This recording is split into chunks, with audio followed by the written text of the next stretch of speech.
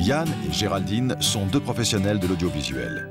Pour leur travail, ils ont déjà voyagé dans plus de 20 pays chacun. Toujours trop vite, toujours séparés. Alors, à l'automne 2007, ils ont décidé de partir ensemble, avec un unique objectif, prendre le temps du voyage, de la découverte et de la rencontre.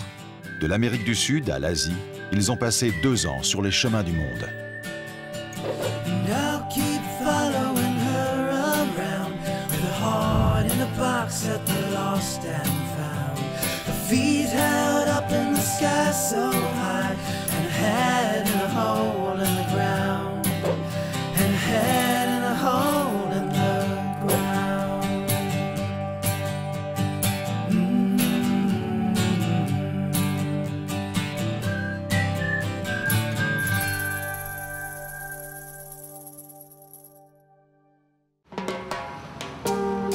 Buenos Aires, capitale fédérale de l'Argentine. La plus grande ville du pays avec plus de 12 millions d'habitants. C'est ici que démarre notre aventure, autant dire qu'à l'arrivée, la ville nous paraît surdimensionnée. L'accro au chewing-gum, c'est moi, Géraldine. Pas terrible, je sais, surtout quand on passe à la télé. Et mon métier depuis 10 ans, c'est justement animatrice télé ou radio. Et pour respirer, les voyages. C'est d'ailleurs comme cela que j'ai rencontré ma moitié. Je suis droit, ça va comme ça? Ma moitié, c'est lui, Yann, le décideur premier de ce petit tour du monde, caméraman depuis 15 ans. Ça fait bientôt 2 semaines qu'on est à Buenos Aires. Ça fait bientôt 2 semaines qu'on est arrivé à Buenos Aires. Achille, lui, par contre, toujours pas arrivé. S'il est d'habitude l'œil derrière un viseur, il a accepté de se mettre devant la caméra. On est toujours à Buenos Aires. Même si tout compte fait, bonjour. L'exercice est un tantinet difficile. Attends, avance-toi parce qu'il te voit pas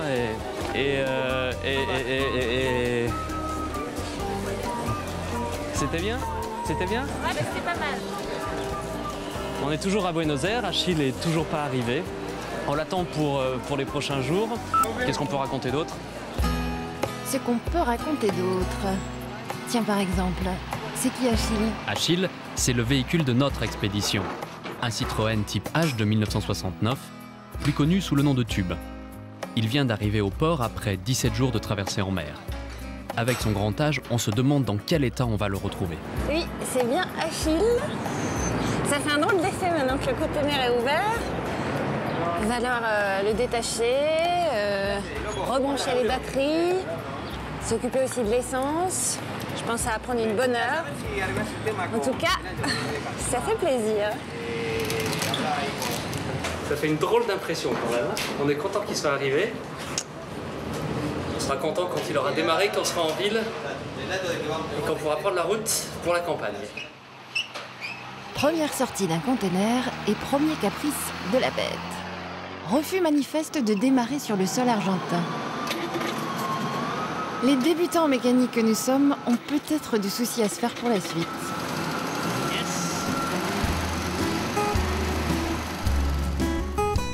Voyager avec un engin à l'allure sympa, c'est ça l'idée de départ.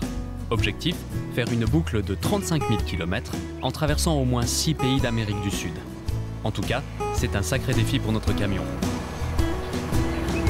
Alors, conduire un vieux véhicule comme Achille, c'est pas toujours évident. D'abord, il a que 3 vitesses, c'est pas très puissant. Sinon, il faut faire attention à pas mal de choses. Vérifier très souvent la température du moteur, faire attention qu'il ne dépasse pas les 80-90 degrés. Surtout quand en côte, il a tendance à chauffer un petit peu. Vérifier aussi que la batterie du véhicule charge toujours bien. On va tomber en panne en pleine côte. Sinon, c'est Géraldine qui s'occupe de la lecture des cartes, du tracé des parcours. Et puis donc, elle entre les coordonnées GPS qui nous permettent de trouver non seulement les routes, mais aussi les endroits qu'on veut visiter et les endroits où dormir. Achille, c'est 4 mètres carrés habitables et un moyen de locomotion qui nous rend parfaitement autonomes. Des réservoirs d'essence pour rouler 1500 km, 2 panneaux solaires alimentant l'ensemble de la bête, une carapace pour nous protéger et un standing de qualité aménagé pour faire la popote, dormir, bref, être libre d'aller et de respirer. Y se necesita de sal con el sol por el solar panel aquí. So, aquí no es un buen lugar. ¿Y tiene un otro lugar en el camping? El tema es saber si va a pasar el alto del... Ah, ok, de acuerdo. Ah, sí, sí, pasamos. Sí. Sí, sí, es menos de 3 metros. Aquí está bien, ¿no? ¿Sí? ¿Ya? Claro. Acá. Gracias, muchas gracias. Listo. Mais voilà un petit coin de paradis en plus. C'est sympa. De temps en temps, on utilise le GPS ou les cartes. Mais non, le GPS, quand on arrive dans des villes ou les villages, il n'y a pas forcément les emplacements des campings. Donc dans ces cas-là, on fonce à l'office de tourisme, pourquoi pas, ou alors on demande à des gens. Donc nous y voici, nous y sommes, il fait beau. Il ne reste plus qu'à sortir la bière, les doigts de pied en éventail. C'est pas mal, hein?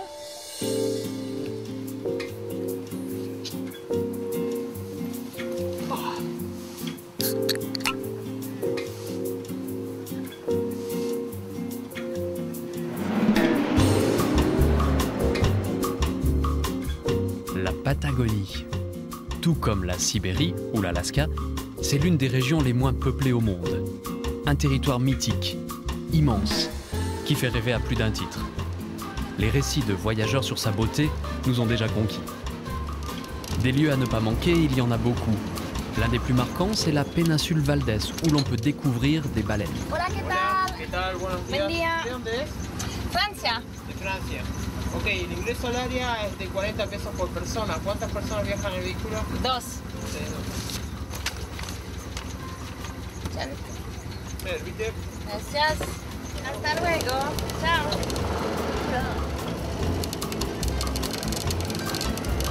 Donc là, on a le ticket d'entrée pour la péninsule Valdés. Et donc, l'excitation grimpe d'heure en heure pour aller voir ces fameuses baleines. Sous un super soleil, j'espère que ça va continuer pendant quelques jours comme ça.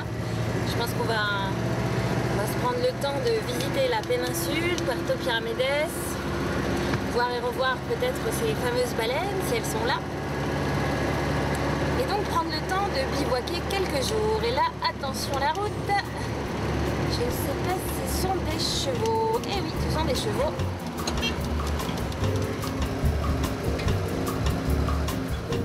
Sur ce site sauvage, les panneaux nous rappellent que nous sommes en zone naturelle, protégée par l'UNESCO depuis 1999.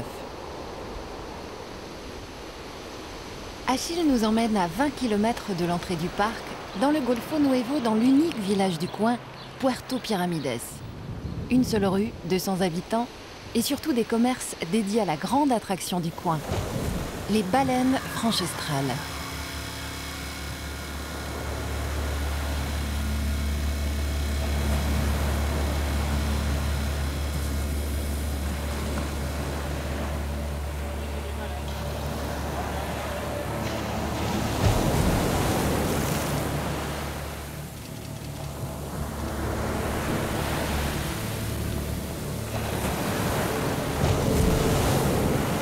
Franchement, il faut le vivre pour le croire.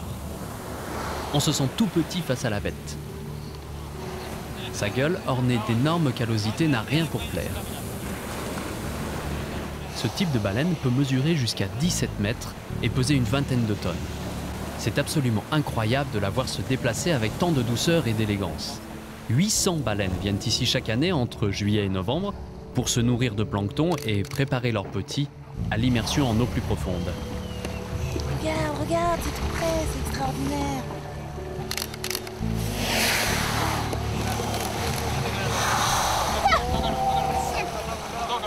C'est énorme. Moi, je dis que c'est un truc de dingue. Je n'ai jamais vu des baleines d'aussi près. C'est extraordinaire. C'est marrant parce qu'on dirait qu'ils jouent avec l'embarcation. Il se rapproche, il est vraiment à quelques centimètres. Ça s'explique pas, quoi. C'est un spectacle à vivre.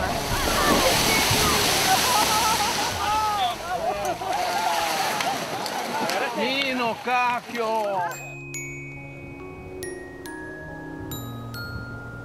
Côté bivouac sur la péninsule, il n'y en a qu'un seul d'autorisé, la plage de la Pardelas. Il est tellement bien ce bivouac qu'on y reste plus de 2 semaines au lieu des 3 jours prévus.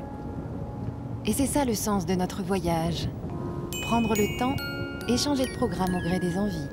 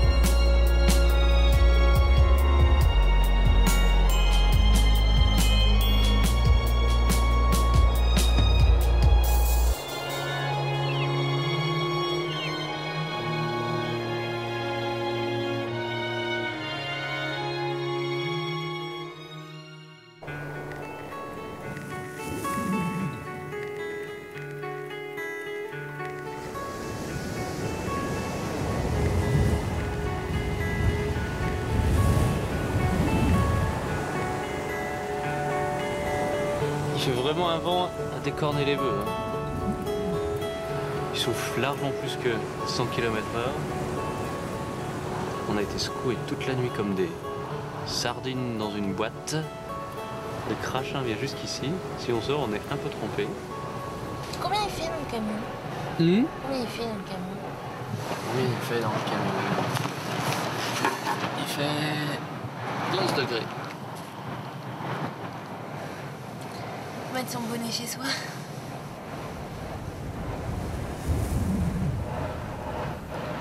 L'impression d'être un gros bonbon secoué. Toute la nuit.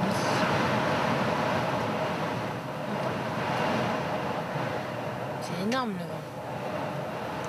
Je sais même pas si Achille il va avancer aujourd'hui.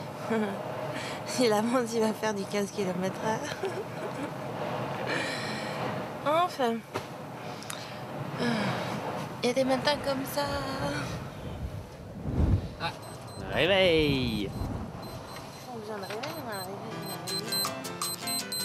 Arrête tes délires.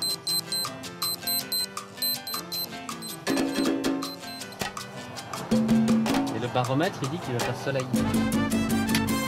Mine de rien, ce n'est pas tant les petites corvées quotidiennes, comme faire ou défaire une banquette lit, qui relèvent du défi. C'est plutôt celui de passer 2 ans dans un espace aussi réduit.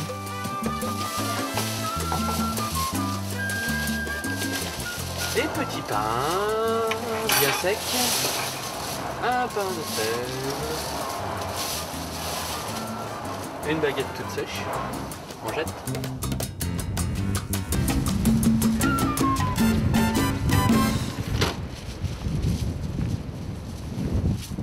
À Valdès, il y a les baleines, mais il y a aussi d'autres trésors.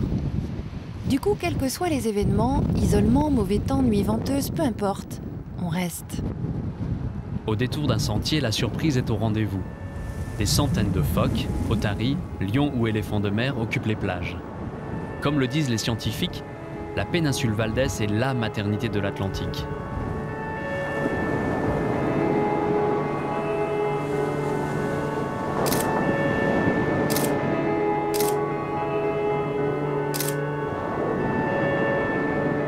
À chaque printemps austral, ces animaux marins se reproduisent et muent.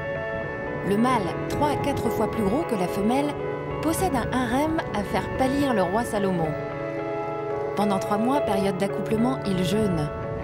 La femelle met bas en septembre un seul petit, pesant 120 à 130 kilos, une fois sevré. Il se donne un petit peu en spectacle, hein, celui-là, en contrebas. Je pensais que ça mangeait des poissons. Finalement, c'est en train de grignoter un os. En plus, on dirait qu'il est un peu enrhumé. Il n'arrête pas d'éternuer.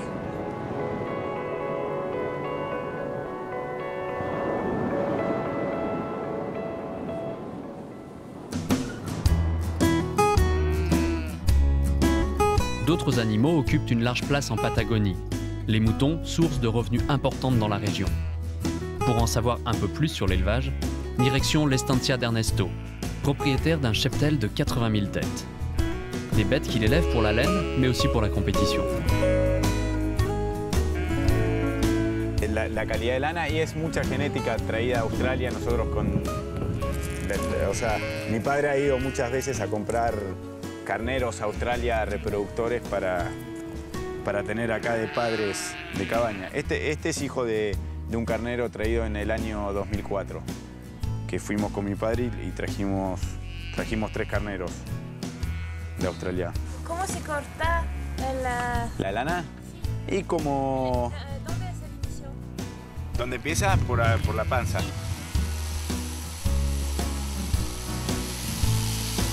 Nous avons la chance d'assister à la tonte du mouton. Dans certaines estancias, elle se fait de façon traditionnelle, presque archaïque. Impressionnant de voir la rapidité avec laquelle le mouton est tondu. Il faut compter moins de 2 minutes par bête. Sachant qu'1 kilo de laine vaut 2 $ sur les marchés mondiaux, il faut du rendement.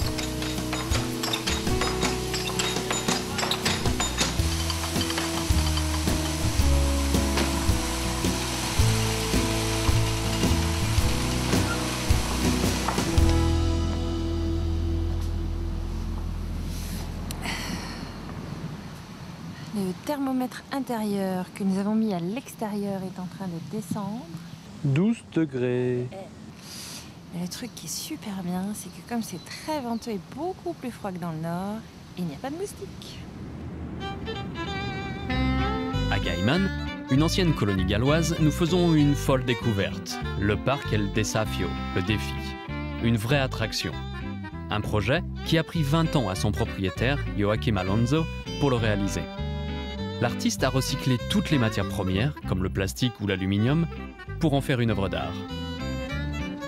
Y vamos allá por aquellos lugares donde hay más cositas.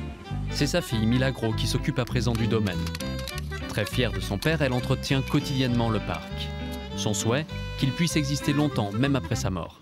Es aprovechando siempre lo que tenemos.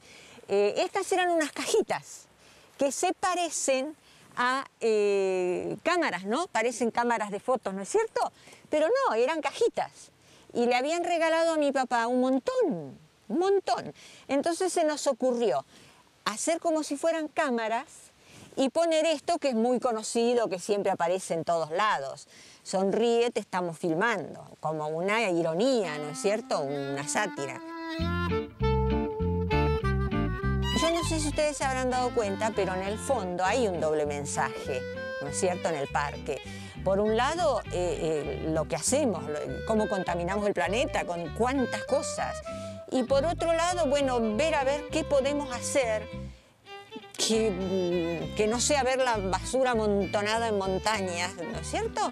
Y bueno, como papá tiene ese alma de artista y de bohemio, hizo esto. Mi padre es un personaje especial, fuera de lo común. Sí. Obvio. Para hacer todas las Claro, eso es obvio. Él tiene sus sueños. Lo que sucede es que se anima a volcarlos. A la manera de Kioto, esta obra fue soñada por un loco. La hizo él solo por luchador nato, para que la aprovechen los felices cuerdos, la critiquen los inútiles crónicos y espero no la destruya la burocracia incapaz. Este es mi papá.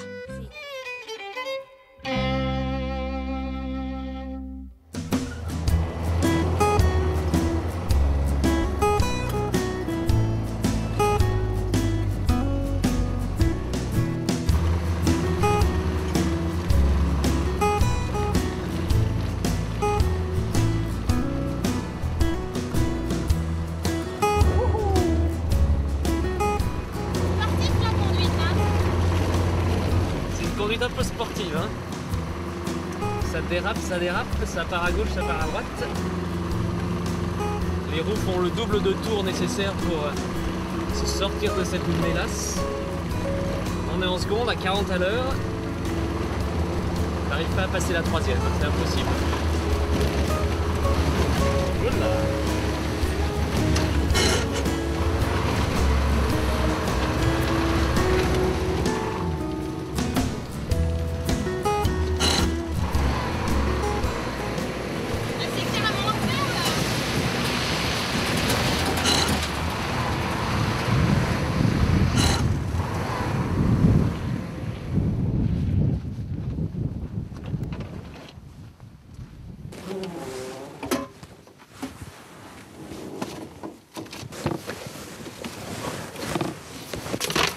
C'est bien ce que je pensais en fait, c'est juste le levier qui est bloqué par la boue.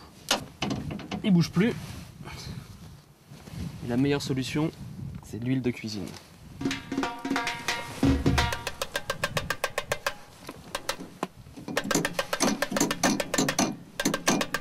J'y crois pas trop à ta solution, mais bon.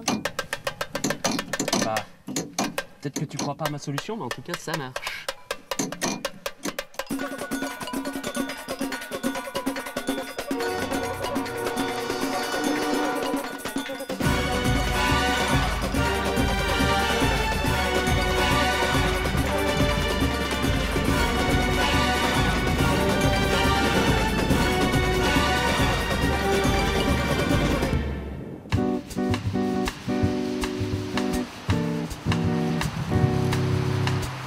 Les animaux marins sont de retour.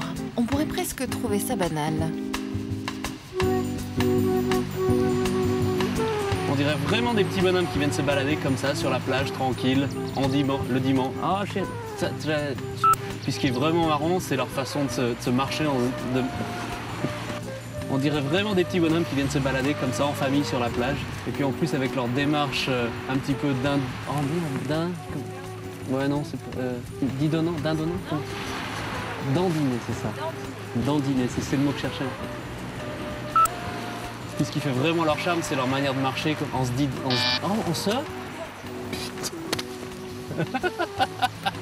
dandinant. Puis ce qui fait leur charme aussi, c'est leur façon de se dandiner. Puis ce qui est vraiment rigolo, c'est leur façon de marcher en se dandinant comme ça, en tordant les fesses. Bof. Vous l'aurez compris, à Punta Tombo, c'est le manchot de Magellan dandinant qui domine. Il y en a tellement qu'on peut se boucher le nez à l'arrivée sur le site. On ne s'en rend pas compte à l'image, mais 500 000 manchots réunis, ça fait désordre côté sanitaire. Avant la nidification, c'est le mâle qui prépare le nid. Une fois l'opération effectuée, la femelle arrive et pond 2 œufs. Pendant 40 jours, les parents se relaient pour couver et surveiller le nid.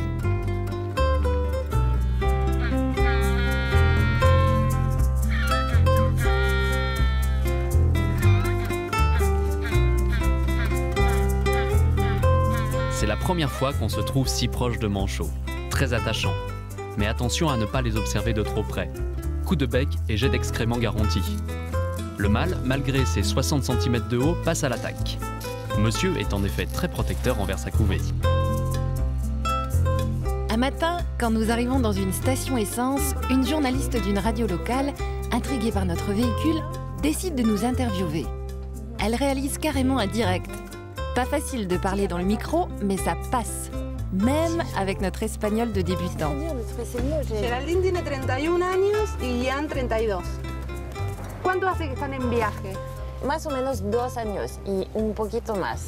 Pero en este momento no sabemos si, por ejemplo, decidamos que en Argentina pasamos 2 o 3 meses. Pero es un grande país con muchas cosas a ver.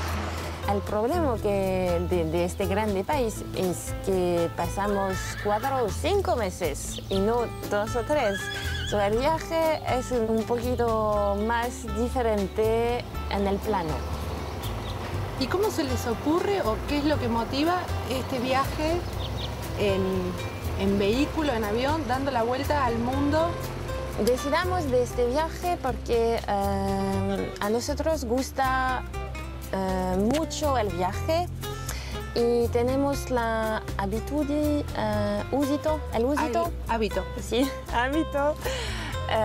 de viajar y de trabajar también.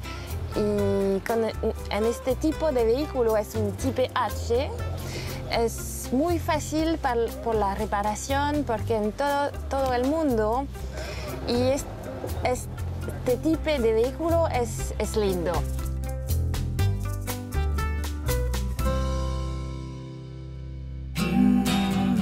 Même avec un beau camion, les routes de Patagonie ne sont pas forcément de tout repos. Yann et Géraldine vont user leurs semelles sur les sentiers de montagne de ce vaste territoire. Pour rejoindre la Terre de Feu, ils suivront la fameuse route 40. Ils devront y faire preuve de débrouille au moment des premières galères. Mais au fait, comment on répare un pare-brise au milieu du désert ?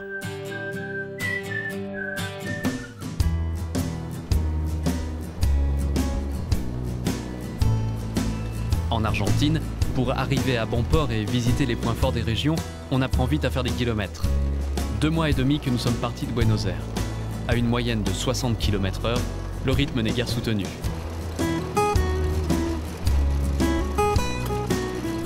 On est en train de rouler à nouveau sur une piste pour changer. Il faut dire que l'Argentine, il n'y a pas franchement beaucoup de routes goudronnées. Alors du coup, pour visiter le pays, il faut bien emprunter la piste. Et il fait un très beau soleil, conditions climatiques optimales pour conduire sur la piste avec Achille, donc tant mieux. Et c'est une piste qui devrait nous conduire vers un monstre, une sorte de gros dinosaure, mais pas forcément au sens propre du terme.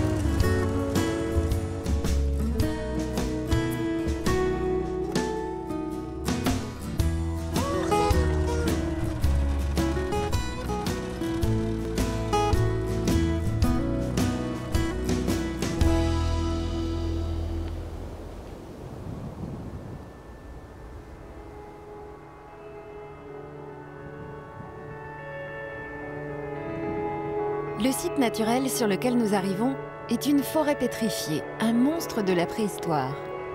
En paléontologue amateur que nous sommes, nous découvrons des arbres dont certains, couchés pour l'éternité, mesurent jusqu'à 35 mètres de long.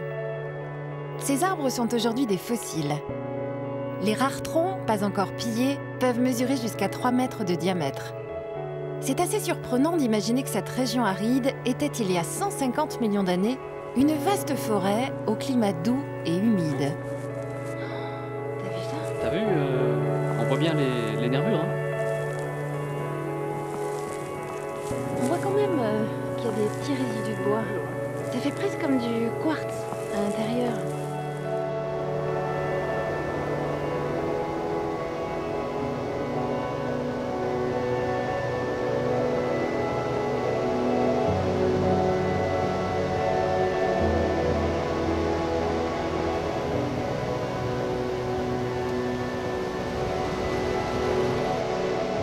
En bifurquant à l'ouest direction le mont Fitzroy, nous empruntons encore la piste, le ripio comme l'appellent les Argentins. 300 km qui n'en finissent pas. La mécanique semble tenir le choc. C'est vite dit. Au moment de poser les roues sur le bitume, un problème semble se profiler.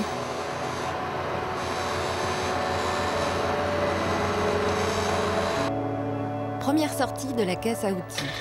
Yann a tout prévu, même la tenue. Il va pouvoir tester ses connaissances en mécanique qui, à ce stade du voyage, sont quasiment nulles. Bah, ça pourrait aller mieux. Hein.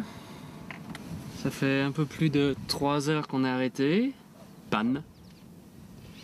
Achille veut plus avancer. Il veut bien tourner au ralenti, mais il veut pas accélérer. Ouais. Il a à peu près tout démonté. On a changé la pompe à essence, le carburateur, les bougies, l'allumeur électronique, et c'est toujours pareil.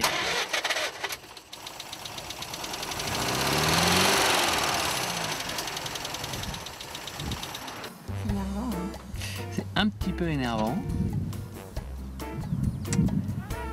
Mais bon, on va trouver. Ou avec l'aide de quelqu'un, on va repartir.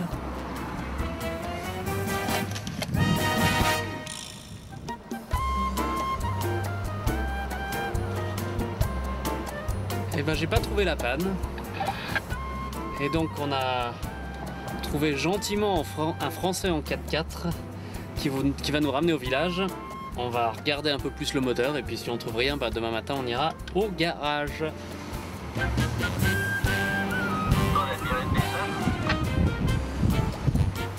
Surtout pour nous, on n'a pas grand chose à faire. Allez savoir pourquoi, d'un coup le moteur d'Achille repart. Le mystère est total.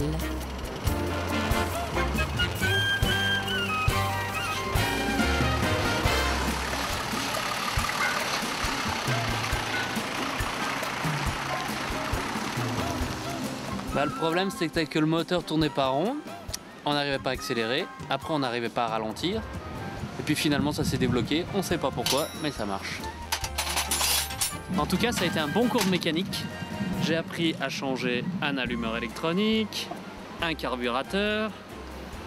J'avais jamais fait ça, mais finalement, maintenant je sais faire. Donc la prochaine fois, ce sera plus simple peut-être de trouver la panne.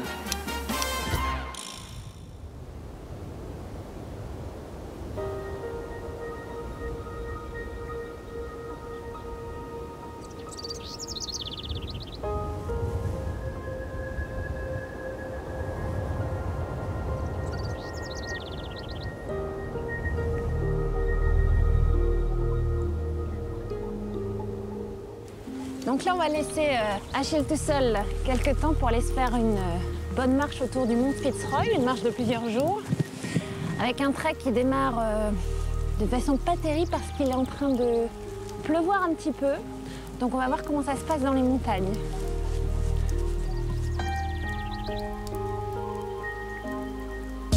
Dans cette petite expédition, nous faisons la rencontre d'autres voyageurs. Koen et Karine, hollandais, et Martin, québécois. On a tout de suite l'impression de se comprendre. Non, 2 heures. Non, c'est Trois quarts d'heure. ça va être 3h30 de marche. Ouais, ok. En tout. Oui, on prend un bord de... Puis regarde. Ça fait 300 De là. mètres de dénivelé, ça. Ouais, ok.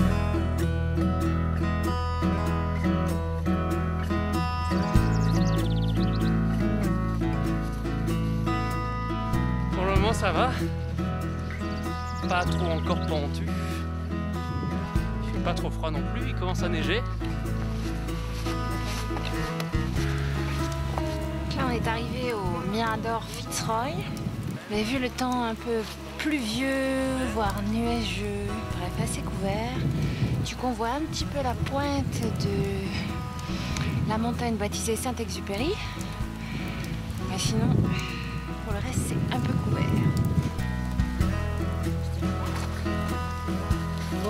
Yeah, very good soup, huh? Bon dîner. Dîner? So, but now we put the carrots in a pressure cooker. No, the potatoes.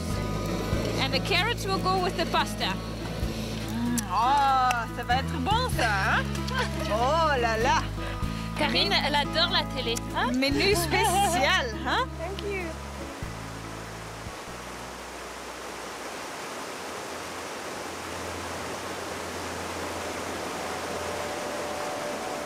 On a couché au pied d'un glacier qu'on n'a même pas vu tellement il faisait mauvais hier soir. Là, le temps s'est un petit peu amélioré, le vent est toujours aussi froid et fort, mais le soleil est réapparu. Donc on va aller voir si on peut arriver jusqu'au glacier.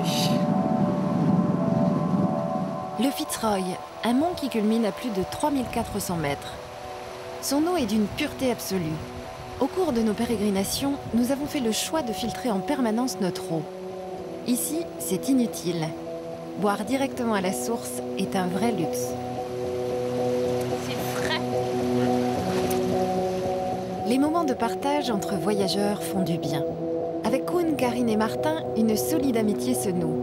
Le fait de voyager sur le long cours nous rapproche sans doute. C'est comme ça que nous arrivons tous ensemble à l'Estancia Helsingfors, dans la région des glaciers.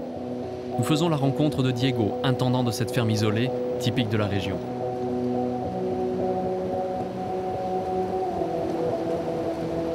Sí, definitivamente Helsingfors es patagónico.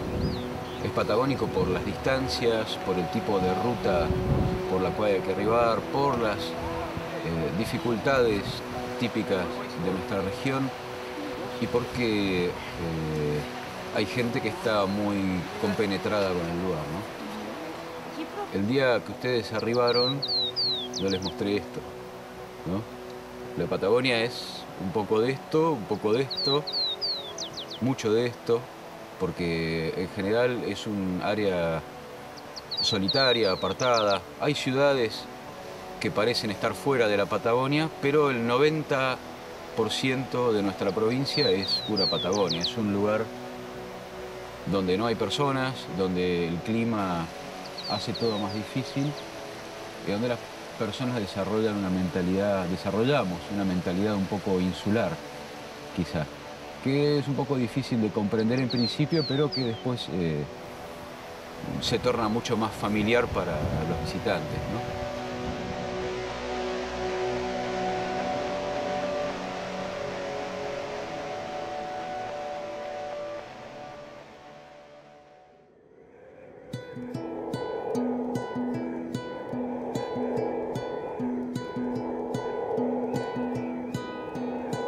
Sur la route 40, la plus longue du pays avec ses 5000 km, nous roulons en direction de Punta Arenas. C'est le point d'embarquement pour la Terre de Feu et Ushuaia, où nous avons rendez-vous avec nos amis pour Noël. Un nouveau défi vu les distances, infinies, et l'isolement. Aucun village. Des panneaux tous les 100 km pour indiquer une ferme. Des journées entières sans rencontrer âmes qui vivent.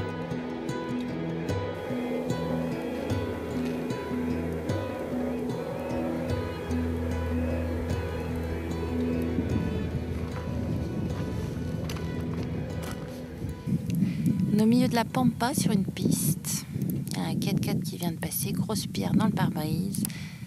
Et le résultat final est que le pare-brise est en train de se fissurer en 1000 morceaux. Et je pense que dans quelques instants, il va aller par terre. Super.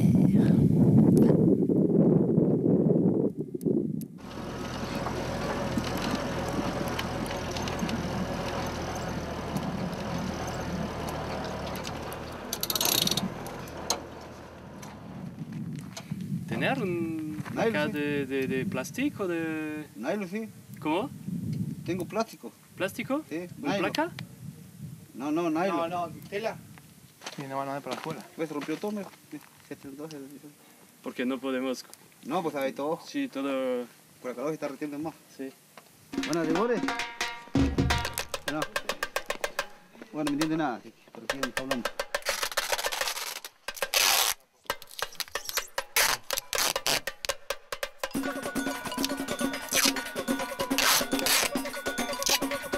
Le truc positif dans cette galère, la veille, il tombait des trompes d'eau et ce jour-là, il fait un temps magnifique. C'est ce qui s'appelle avoir une bonne étoile.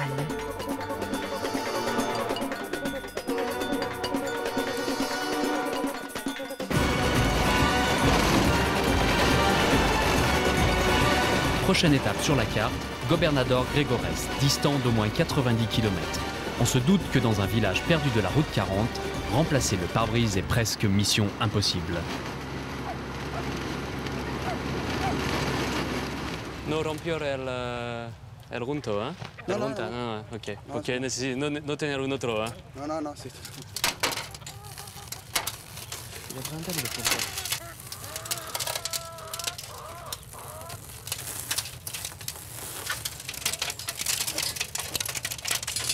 On va acheter, il a définitivement plus de pare-brise. J'en ai trouvé un dans une petite boutique à côté, un pare-brise d'occasion. Les mesures sont à peu près identiques à celles d'Achille. Espérons que Hugo, le vitrier qu'on vient de trouver, arrive à nous le couper sans trop de problèmes. Avoir trouvé un vitrier en plus d'un pare-brise dans un bourg comme Gobernador Gregores relève pour nous du miracle. On n'est pas seulement heureux, on est aux anges.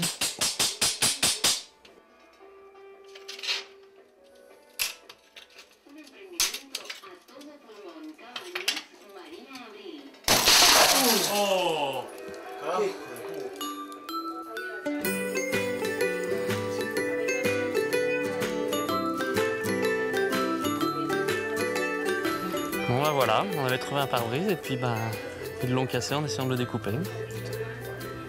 Donc Achille a plus de pare-brise. On ne sait pas quoi faire parce qu'il n'y a pas de plexiglas en ville ici. C'est de trouver une solution. Autre solution, la trouvaille du jour. Un pare-brise abandonné dans le fond d'un jardin. Trop vieux pour qu'on nous demande des sous, trop petit aussi apparemment. Mais c'est peut-être mieux ainsi, ça évite la casse.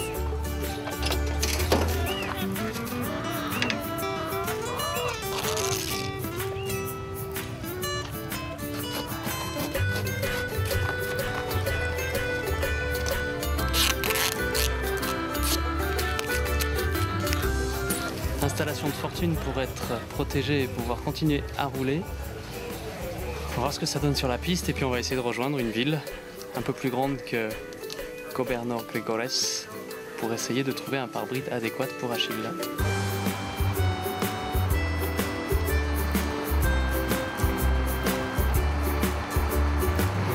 Je trouve que le paysage est absolument fantastique. On a quelques centaines de kilomètres à faire et ça donne la nausée d'avoir un carton à la place d'un pare-brise. Pour l'instant, je n'ai pas vomi. Nous voilà revenus sur la route 40.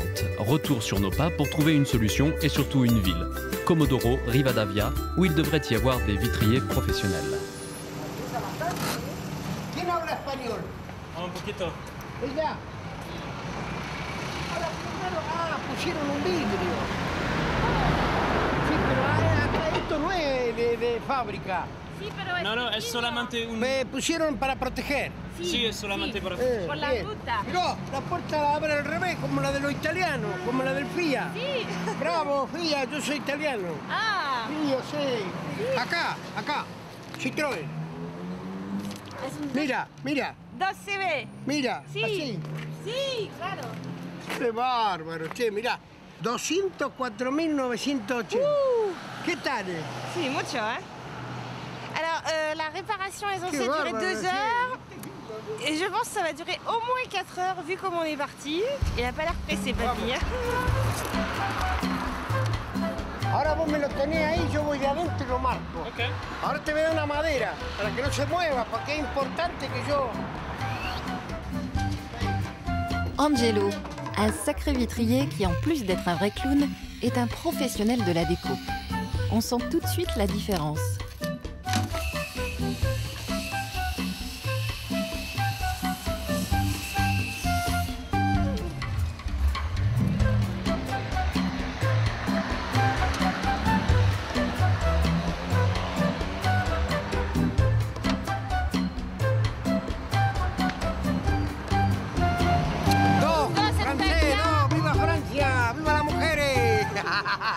Vive la France, vive les femmes! Le coup du pare-brise nous a fait perdre pas mal de temps. Notre rendez-vous à Ushuaia approche. On décide donc de remettre à plus tard notre visite du sud-ouest patagon pour rejoindre au plus vite Punta Arenas.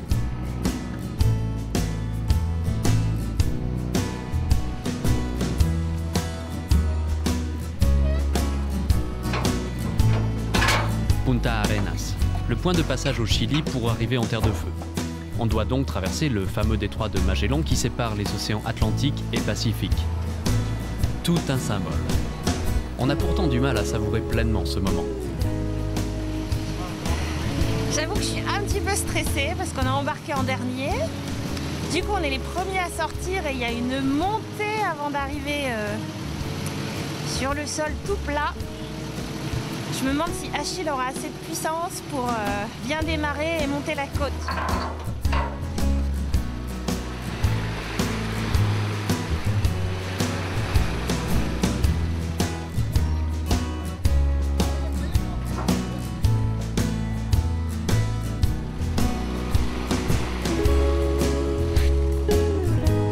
Des côtes, un sol humide, un poids trop conséquent, Achille n'est pas aussi costaud qu'un éléphant. À sa décharge, rien ne lui est épargné.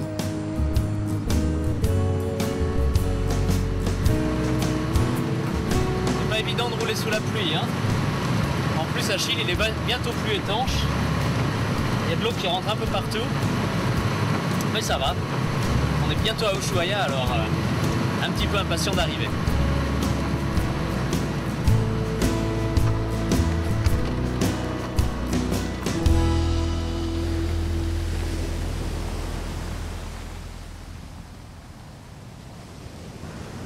Ushuaia. La ville, triste et bétonnée, n'est pas comme on se l'imaginait. Mais être arrivé ici pour Noël prime sur tout. Située à une centaine de kilomètres du Cap Horn, 1000 kilomètres de l'Antarctique, la ville n'est pas la plus au sud des Amériques, mais c'est la ville dite du bout du monde. Et ça se fête.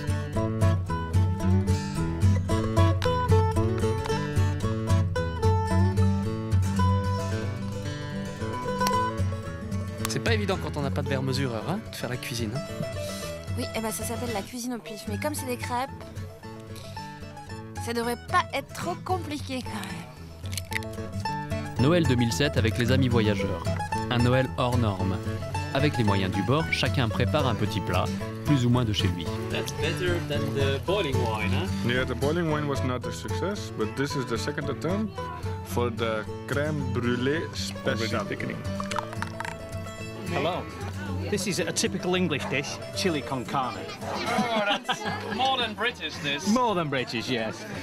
That's This is- Argentinian UK. No, Argentinian UK with a slight hint of the truck from Texas, with a bit of Tex-Mex. Ça, c'est les Belges qui n'ont pas tout compris, qui font griller des légumes au lieu de la viande en Argentine. Hein. C'est un peu spécial, mais on a appris ça des Argentins. Ça s'appelle asado de legumbres.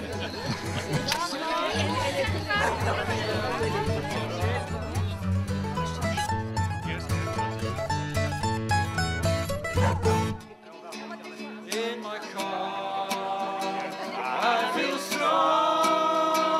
Ushuaia, without showers, far from home, country road, almost heaven, Argentina, lots of friends riding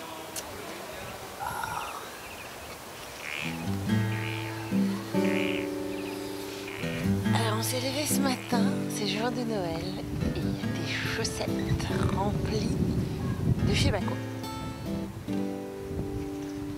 En tout cas, c'est quand même des chaussettes de trekker. Hein. Donc c'est des sportifs. Enfin, le Père Noël est un sportif. Des cacahuètes grillées. Oh, ça va être une indigestion aujourd'hui. Hein. Ah, c'est cool. C'est du chocolat chilien. Est-ce que le Père Noël viendrait du Chili? No, but Santa Claus stole my sock. That's my sock. I didn't put anything in there. Oh, yes? No, I didn't. I promise I didn't. Rouler avec notre camion sur certaines pistes de la Terre de Feu est une folie d'après certains. Il est vrai qu'Achille n'est pas un 4x4. Eh bien, autant pour le défi personnel que pour le bonheur de l'aventure, nous partons un matin d'Ushuaïa, direction Moat. La piste est meilleure que ce qu'on nous en avait dit. Il n'y a pas plu depuis quelques jours, donc la piste est sèche. Et on roule sur la piste quand même, qui est une des pistes les plus au sud de la planète. C'est quand même pas banal.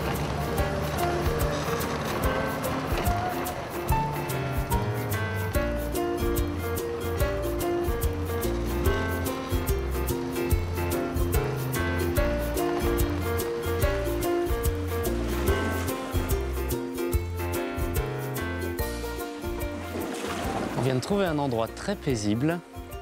C'est très paisible mais à la fois très excitant. C'est un paradoxe. En fait, on est garé au bord du rio Moat. C'est là où se termine la route. C'est pas une route en général, mais c'est la route la plus au sud de l'Argentine. Achille ne pourra jamais aller plus au sud. Le GPS nous donne 54,58 degrés sud. Et pour nous, c'est vraiment un moment très spécial.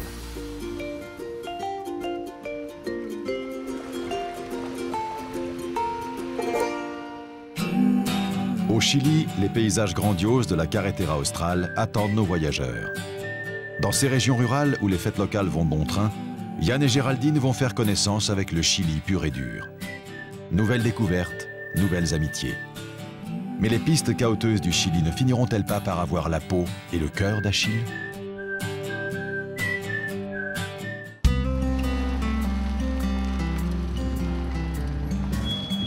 La traversée pour rejoindre ou quitter la Terre de Feu, à l'extrême sud de la Patagonie, dure en moyenne 5 heures.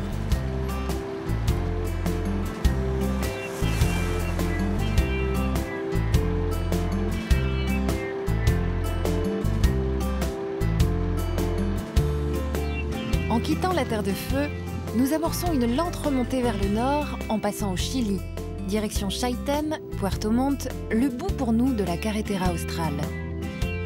Une piste militaire construite par Augusto Pinochet et ouverte au public en 1994. Des paysages grandioses, mais les 400 premiers kilomètres sont difficiles. Les routes de terre, poussiéreuses, pentues, étroites, bardées de trous de tôle ondulée, nous font oublier la beauté de la région et font surtout bien mal à notre camion. Ah, on l'a voulu cette Carretera Austral, hein. Mais les conditions de route sont assez déplorables. C'est pas qu'il fait mauvais temps, il fait un super soleil. Mais la piste est vraiment pourrie, il n'y a pas d'autre mot. Ça bouge trop pour moi. Mais c'est pas grave, chérie. Oh, j'étais en train de parler. Ah oui, mais après tu vas me dire ça bouge trop. Mais non, je suis en train de dire que ça bouge. Ah, on l'a voulu cette Carretera Austral, mais c'est pas Évry. Ah, on l'a voulu cette Carretera Austral, mais c'est pas évident. Bon, arrête.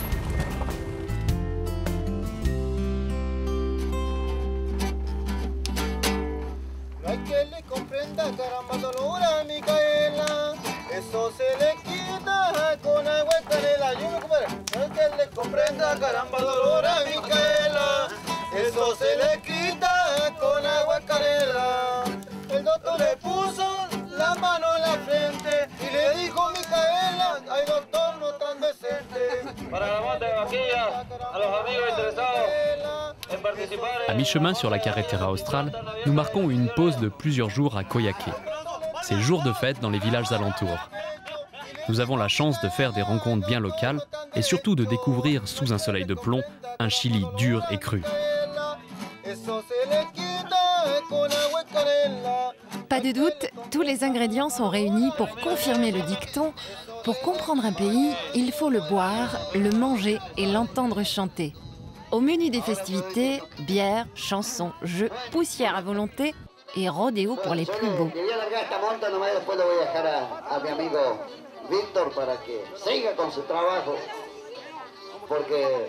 Ahí está, Catalán viejo, va a pelar el de Sotera Delgada, lo hizo, cuidado con Martínez, no le vas a envolver las orejas, ahí lo tenemos, pinchalo fuerte que no es de vidrio, el 6 no es el que es bellaco, yo lo conozco, pinchalo, pinchalo, pinchalo, pinchalo si querés caballo, pinchalo si querés caballo, buscale al campo lo que es del campo, se levanta, yo te dije, bueno. Les cavaliers, anciennement appelés gauchos, se font fort de prouver, malgré leur taux d'alcool élevé, qu'ils savent maîtriser leur monture.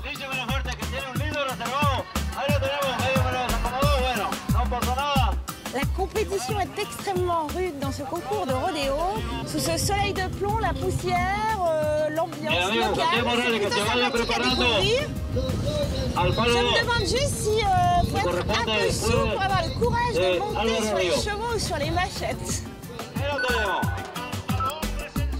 Bueno, lamentablemente el hombre no se pudo acomodar sobre la vaquilla. Ahí lo tenemos, segundo de aquí, trabajando firme el hombre aguantador. Ahí lo tenemos. Ahí no vaya, Quintito. Lárguese, lárguese. Eso. Bueno, apláudamelo a este amigo. Le record de tenue sur vachette est d'environ 12 secondes, si j'ai bien compris le commentateur. Et là, pour l'instant, sur le cheval, c'est un jeune homme du nom de Juan Soto qui a tenu à peu près 6 secondes sur le cheval. Ce que je trouve énorme. Et il concourt pour un prix de 100 000 pesos, qui fait à peu près... Oh, je trouve ça hallucinant. Donc 100 000 pesos, c'est à peu près 200 €. Et dans la catégorie vachette en délire, la bête fait de la résistance. Mais elle va trouver son champion.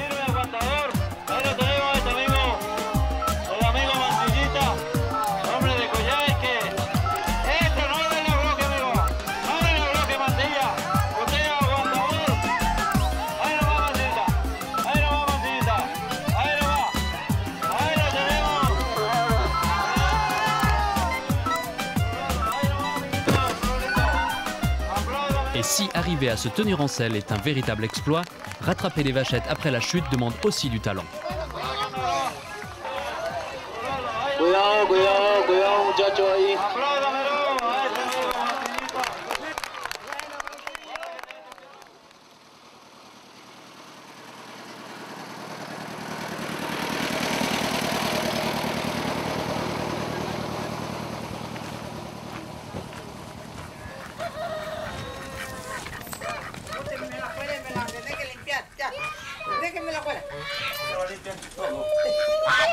Hola, buenas tardes.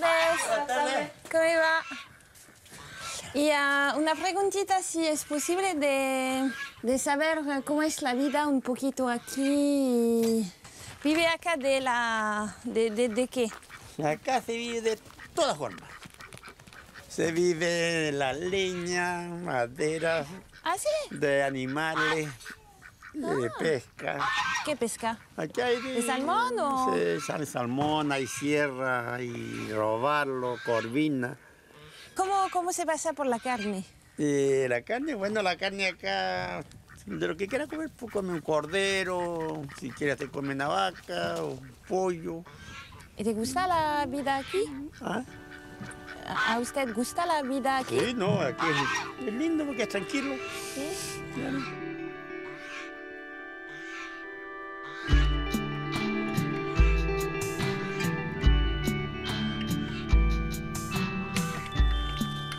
¡Wow!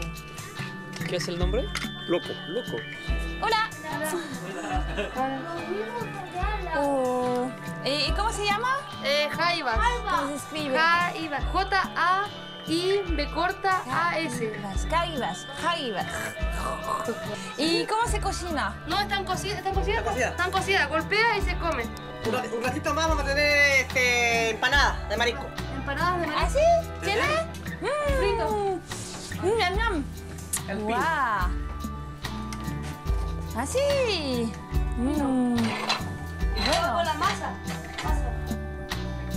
Oignons, persil, piments et autres épices, raisins, huile, olive, viande ou poisson, ce sont les ingrédients à mettre dans votre pâte brisée de préférence.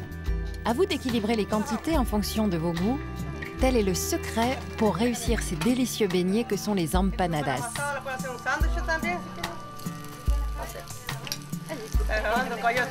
Estamos nerviosos, no queremos nada de cocinar porque estamos muy nerviosos, pero no estamos acostumbrados con esta parrilla.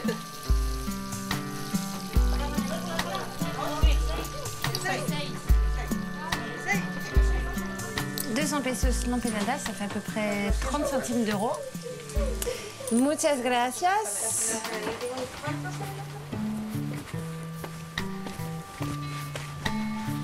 Sur les 1300 km que mesure la Carretera Austral, nous en parcourrons plus de 800. Cette route ingrate mais au paysage superbe, nous l'avons ressentie comme un cadeau de voyage.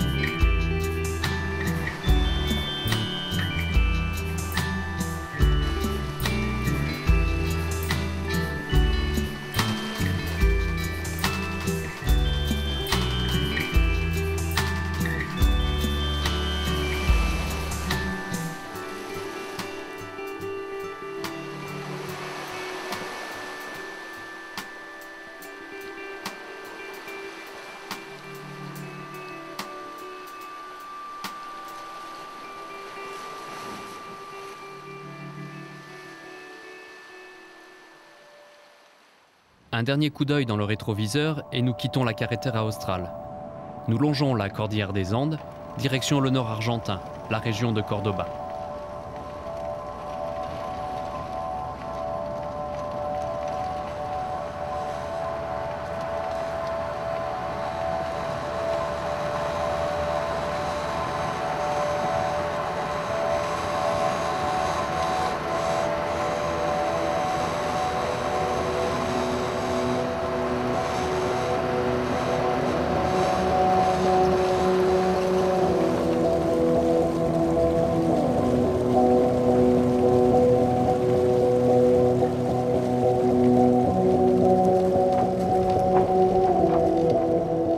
Si jusqu'ici la route avec Achille s'est déroulée sans trop de problèmes, après plus de 15 000 km, la mécanique semble se dérégler de plus en plus. Il serait peut-être temps de faire un diagnostic, ce que nous pensons faire dès notre prochaine étape, Jesús María. Dans cette ville, des amis nous ont donné l'adresse d'un couple, Carlos et Virginia, connus pour leur sens de l'accueil. Pour faire connaissance, rien de tel que de se prêter au rituel du barbecue qu'on nomme asado. Buenos días. Entendemos que a Jesús María tiene el cuadril. ¿Es una especialidad de la ciudad solo en Jesús María o...? Sí. ¿Y por qué es mejor en Jesús María? La carne, la calidad de la carne. Ajá. Porque se necesita para el asado de esta tarde, se necesita lomo y cuadril. ¿Cuánta cantidad se necesita? ¿Para ustedes dos? No, 12 personas. 12 personas, unos 6 kilos, 7. ¿6? Más o menos. Donc si on fait un barbecue pour 12 personnes, il faut à peu près 6 à 7 kilos de viande. En règle générale, je sais pas, en Europe, on mange à peu près 300, peut-être 250 grammes de viande. Ici, je pense qu'ils peuvent même manger 500, 600 grammes de viande par personne. Carlos est gérant de l'unique camping de Jesús María. Épicurien avant tout, il est passé maître dans l'art de l'asado. Es un método muy simple. Tienes que tener muy buena cantidad de calorías en el fuego, en la parrilla. Y es fundamental la sal y la pimienta negra. Es todo. Nada más. Nada más. Lo fundamental es el espíritu para compartir. La tradición del asado, obviamente en la Argentina, es la calidad de la carne, pero sobre todo la buena compañía de los amigos. Y el primer paso es prender un buen fuego con buena leña, después ir seleccionando la carne y después vino tinto, hasta morir. Je veux dire que le quadrille, la spécialité de Jesús María, est excellent. Je pense qu'il ne suffit pas d'acheter une très très bonne viande et un très bon quadrille. Il faut aussi que le maître de cérémonie, en l'occurrence Carlos, qui a cuisiné toute la soirée, donc qui a fait le barbecue, est passé maître de l'asado. Et la viande est absolument excellente, très goûteuse et fondante. Voilà. El maestro del asado. Alors,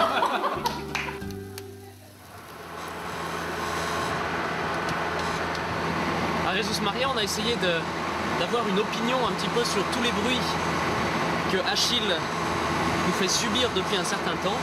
Tous les garagistes, tous les connaisseurs de vieilles mécaniques nous ont tous donné un verdict différent. Donc finalement, on n'a rien fait. Et on se balade toujours avec notre bruit. On va essayer de continuer, puis l'avenir nous dira si on aura eu raison ou pas.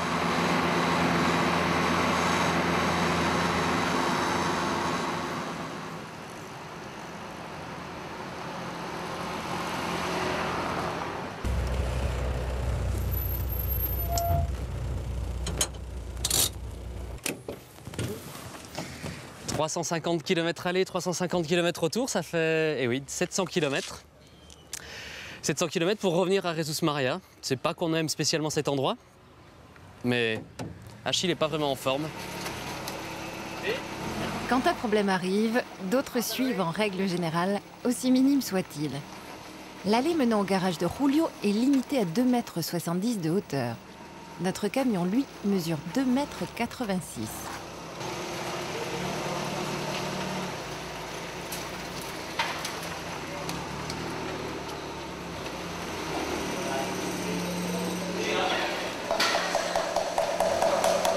Julio et son fils Luis sont amoureux de la marque aux chevrons. Ils semblent sûrs de leurs faits et gestes, même si c'est la première fois qu'ils voient un camion comme le nôtre. Il n'y en a aucun en Amérique du Sud. Le côté positif de notre arrêt indéfini, c'est qu'avec les garagistes, j'en apprends tous les jours. ¿Se podría explicar el problema? ¿Qué es el problema? Está rayado, es por aceite, no sé, por mugre, viruta en el aceite de haber. Le verdict de l'opération, c'est qu'on a un problème sur un coussinet de bielle. Ce problème vient apparemment d'une chauffe-moteur qu'on aurait eu quelque part il y a quelques mois près d'Ushuaia. Et bon, il faut une pièce. Cette pièce n'existe pas ici en Argentine, donc il faut la commander en France. On espère l'avoir au plus vite. En attendant, on va se mettre dans un coin tranquille et attendre patiemment.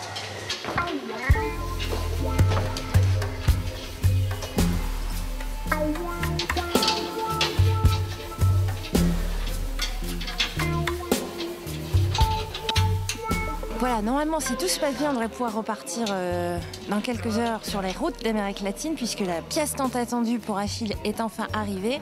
Ce sont ces fameux coussinets, hein, si vous voulez à quoi ça ressemble un coussinet, c'est ça. Voilà, ça a l'air tout bête comme pièce, en attendant c'est bien spécifique. Ce coussinet vient d'arriver de France, on va pouvoir les remplacer sur Achille, et puis après Inch'Allah, on verra bien si tout fonctionne. Repartir. Un but qui permet de supporter l'attente et le cadre de vie dans lequel nous sommes depuis 8 jours. Passer des jours et des nuits dans les vapeurs d'essence, les odeurs d'huile de moteur dans un environnement où l'intimité est vraiment réduite, où les bruits de marteau rythment les heures, c'est le genre d'expérience qui met les nerfs à rude épreuve. Oui, repartir. Le seul fait de l'imaginer procure une joie sans nom.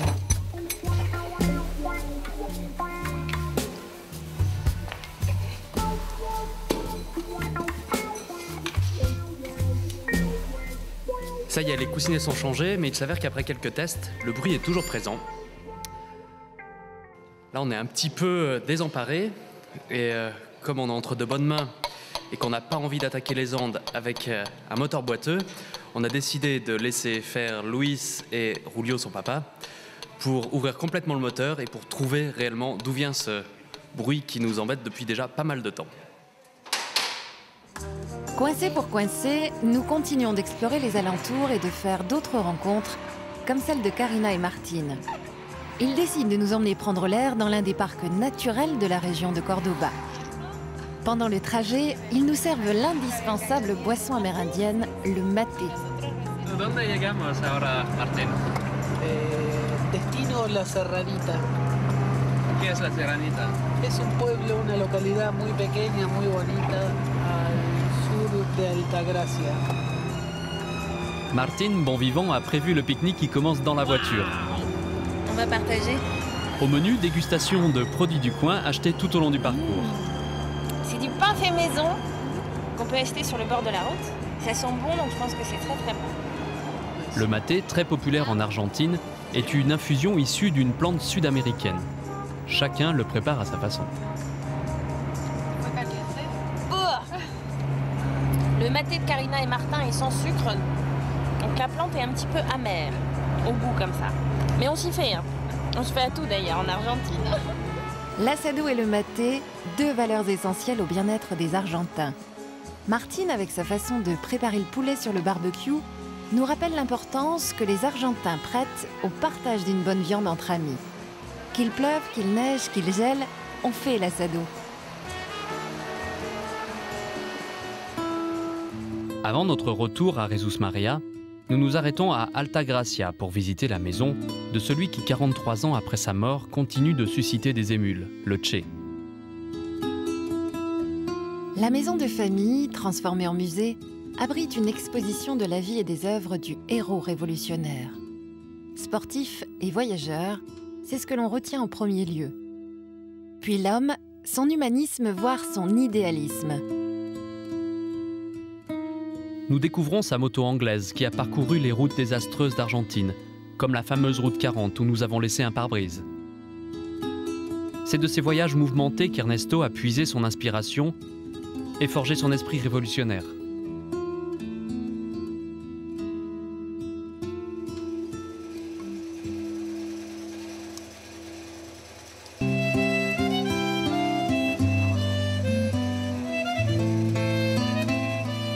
Énième nuit à dormir dans un atelier de mécanique.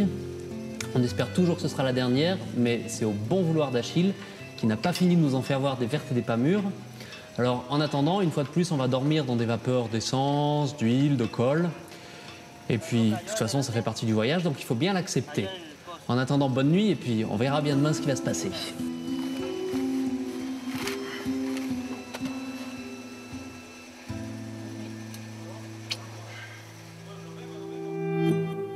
Les réparations à Jesús María auront finalement duré 6 semaines.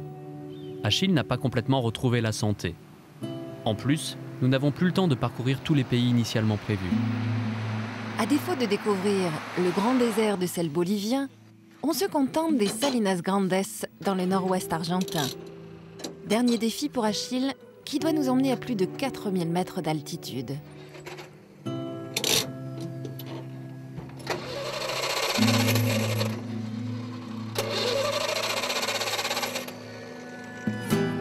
Possible de démarrer, je sais pas si ça vient de l'altitude ou si on a un problème sur la pompe à essence en fait.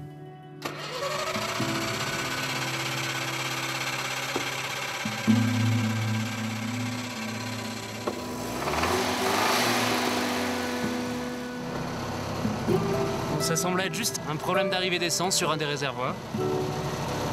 Ça tourne, on va essayer de reprendre la route. 3300 mètres, on va voir si Achille est capable d'aller plus loin ou si on doit rebrousser chemin.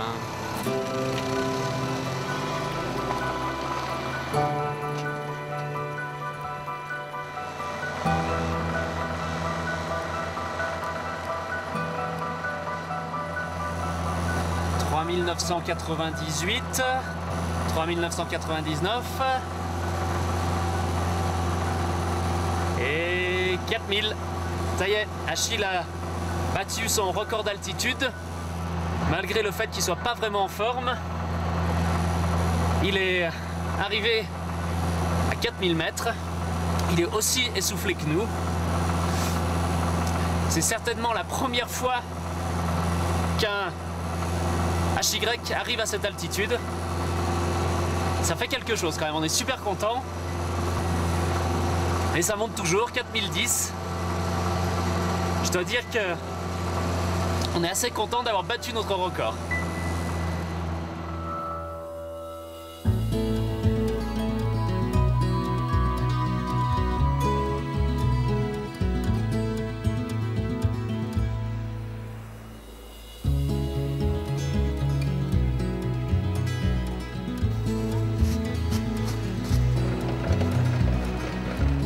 Achille a su nous emmener pendant 11 mois sur les routes d'Amérique du Sud.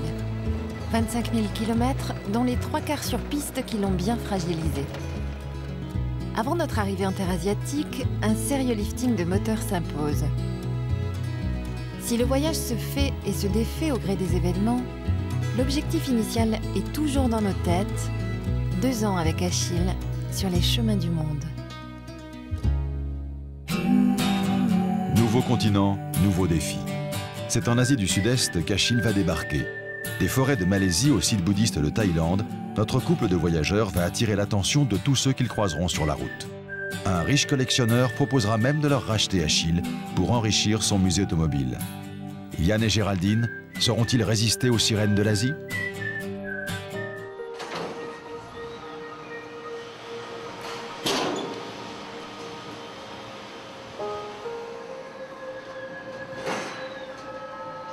Achille se retrouve sur le port de Buenos Aires, prêt à embarquer de nouveau dans un container pour une traversée vers l'Europe.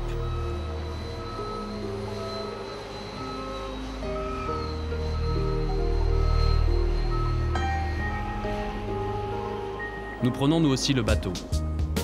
Ce cargo, entièrement dédié au transport de marchandises, accepte cependant quelques rares passagers. Nous allons passer 1 mois en mer. Nous n'avons pas de regrets sur ce que nous avons réalisé jusqu'ici. Nous sommes seulement un peu inquiets de savoir si nous pourrons repartir comme prévu. Une fois arrivé à Anvers, Achille va prendre la route du garage. Après 1 mois de réparation, il repartira direction l'Asie du Sud-Est. Dans nos têtes et sur les cartes, nous prévoyons d'arriver en Malaisie, puis de traverser la Thaïlande, le Cambodge, le Vietnam et enfin le Laos. Seul Achille détient les clés de la fin. Sans lui, le voyage perd une partie de sa raison. Voilà pourquoi c'est bel et bien une aventure. Voyager aujourd'hui n'est pas difficile, c'est la manière avec laquelle nous réalisons ce voyage qui le complique.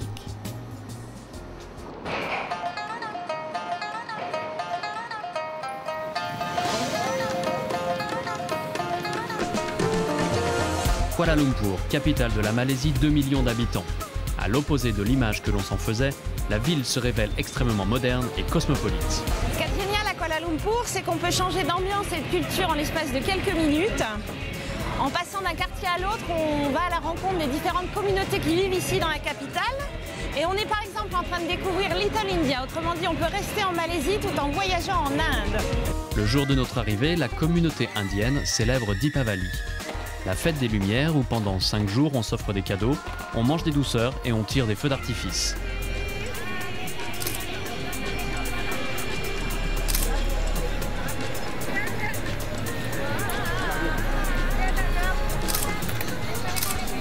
And what's the name of these cookies? This is Almond London. Almond London? Yes. Okay.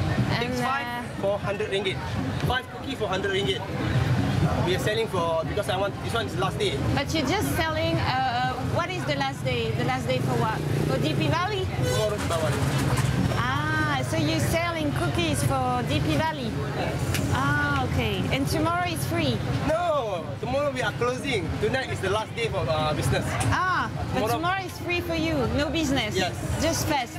Yeah, no, I'm a Muslim person actually. Ah, okay. So I just do, because we are selling this cookie for Raya, Hari Raya. But this year we are trying to promote this thing for Deepavali. We want to see how Deepavali market for this cookie. So this cookie is very good for Deepavali. So we are selling this one. Okay. Selling this one for 22. This is 20 ringgit. Yeah. You are trying to buy it. Can give you discount. Take 5, I give you discount. You take 2, I give you. How are we gonna get and eat all this stuff? This is not possible. You are staying in Malaysia for how long? I think we're staying for 1 year. 1 year in Malaysia. So we can. Not in Malaysia. But just one, come on. Just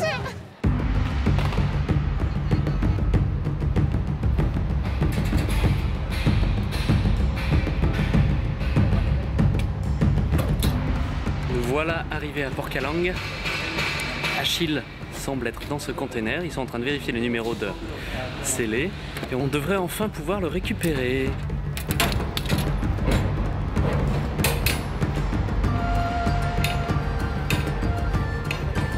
À peine sorti du container, Achille suscite la curiosité des dockers.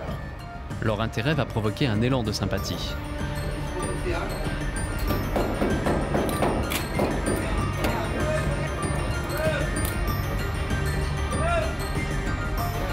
C'est la première fois que nous sommes aidés avec autant d'énergie. Achille est chouchouté plus que de raison. D'habitude, le chargement d'Achille nous prend entre 6 et 8 heures. À Port Calang, l'affaire est réglée en 3 heures à peine. Nous sommes prêts à prendre la route. Chapeau et merci, messieurs.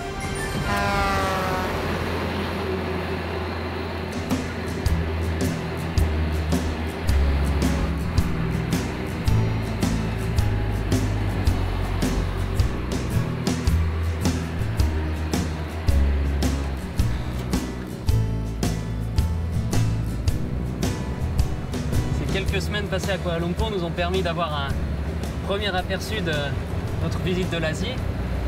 Je peux vous dire qu'on est quand même très content de quitter le brouhaha de la capitale et on va aller un peu se mettre au vert. Et on est en train de se diriger vers une des forêts tropicales les plus anciennes de la planète, mais aussi les plus humides. Et je pense qu'on va beaucoup transpirer.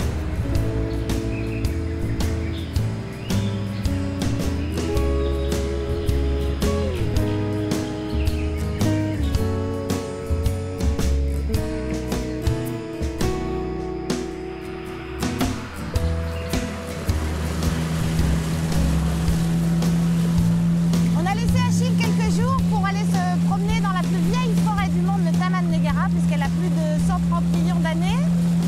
Une superficie qui fait 2 fois le Luxembourg, soit un peu plus de 4200 km², ce qui est pas mal. Donc évidemment, il faudrait passer des journées entières pour visiter cette forêt.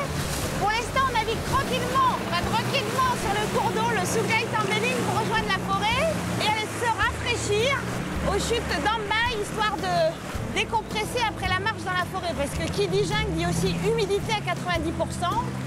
Et ça, c'est pas forcément ce qu'il y a de plus agréable au programme.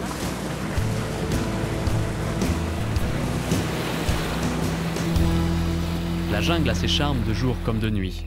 Mais quand l'homme se couche, la forêt semble se réveiller. Mi, notre guide, nous accompagne pour une balade. Il ouvre le bal à la recherche des espèces peuplant le Taman Negara. Sometimes, yeah, at the night time, yeah, you can see the kind of a snake that living on the leaf, yeah? Yeah, snake.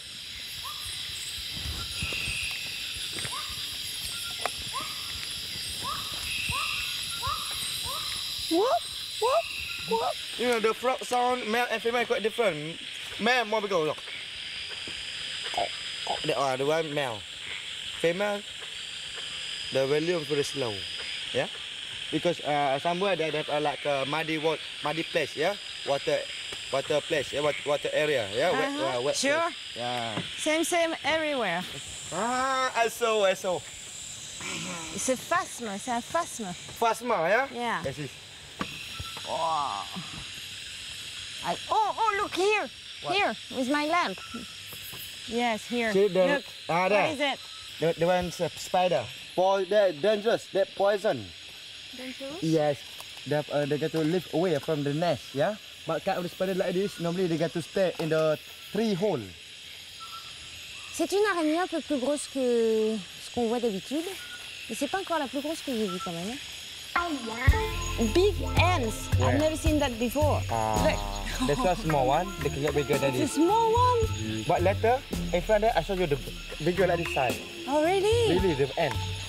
Haha, you want to see that?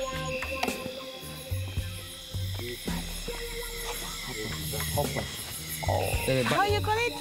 Cave centipede. Cave centipede. Centipede. Also long leg centipede because the leg very long. But how you know it's a scorpion net? Because we saw before. Ah, okay. 3 days ago. But maybe it disappeared. No. No. They still inside. And what is it here? Okay, yeah. Okay. Is it another hole? In the forest, we have a kind of animal we call tapir. Tapir, come here. Yes. Ah, il mange les termites. Yeah. He's eating termites. Yes. Yeah, sure. Yes. C'est vrai que c'est pas évident d'apercevoir des tapirs et beaucoup d'autres animaux sauvages qui peuplent cette jolie forêt. Mais en tout cas, c'est une balade très très agréable. Pour ceux qui n'aiment pas transpirer, je la conseille pas, ça c'est sûr. Mais en tout cas, on a plaisir à s'arrêter, ne pas faire de bruit et juste écouter le bruit de la forêt la nuit. C'est génial.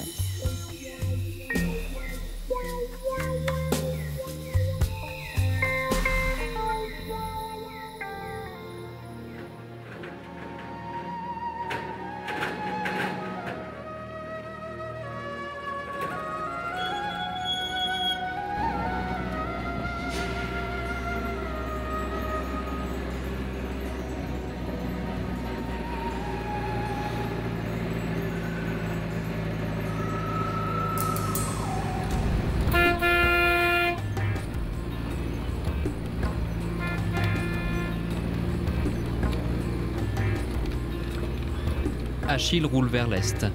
Nous voulons arriver au bord de la mer d'Andaman, sur l'île de Penang.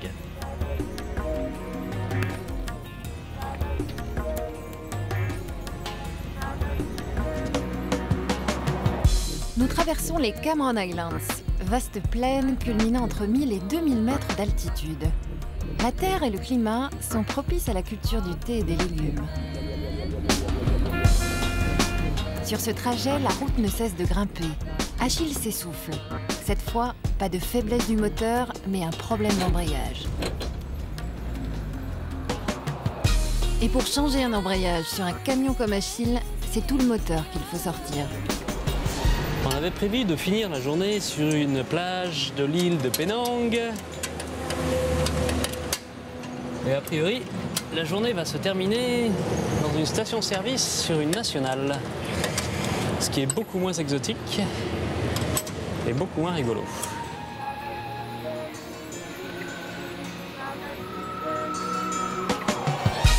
Finalement, après une soirée de mécanique infructueuse, nous avons dû retourner à la case départ pour trouver de l'aide.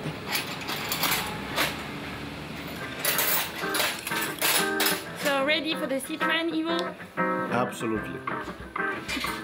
350 km plus tard, nous voilà chez Ivo.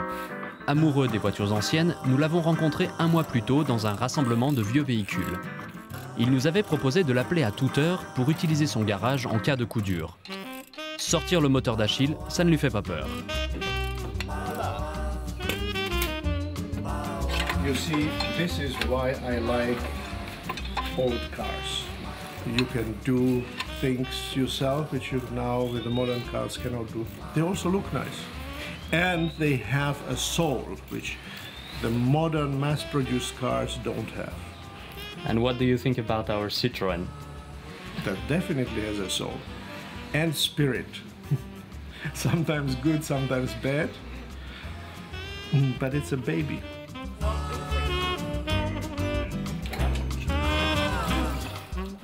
Un bébé avec un mode d'emploi, ça peut servir.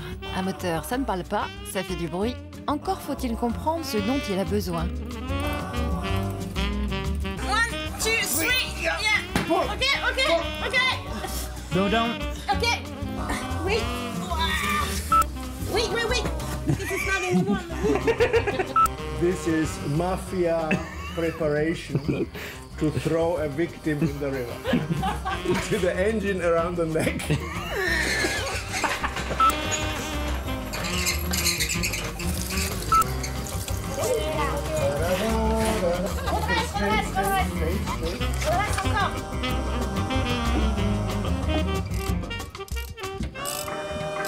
Happy hand?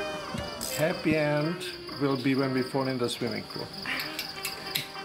No. Thank you very much for your help, Ivo. You're welcome. Deuxième départ pour Achille. Cette fois, on y croit.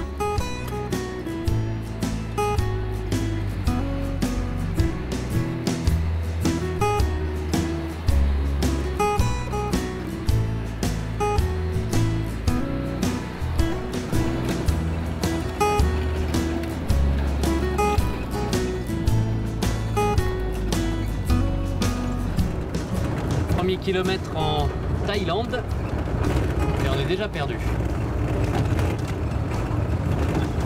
Il n'y a pas beaucoup de panneaux, on est dans la campagne.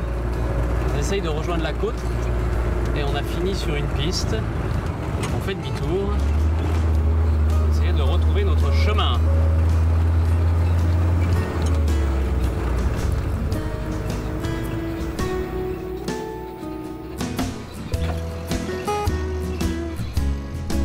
La Thaïlande est très connue bien sûr pour ses plages, ses temples et sa gastronomie.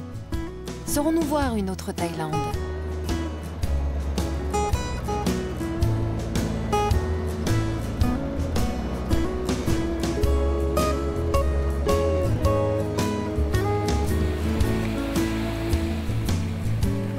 Balade en bord de mer, dégustation de fruits de mer, visite des plus grands monuments. Jusqu'ici, rien d'insolite à nos yeux.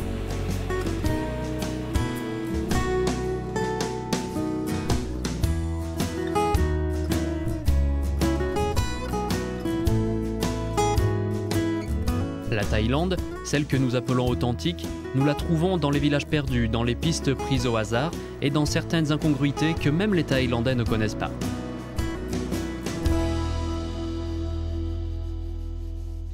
Arrêt à Nakhon Chai, qui est à peu près à 40 km à l'ouest de Bangkok. Alors à défaut de visiter la capitale avec Achille, on s'arrête ici dans cette petite ville qui n'est pas forcément touristique, mais c'est en tout cas là où se cachent des trésors de guerre d'une autre époque.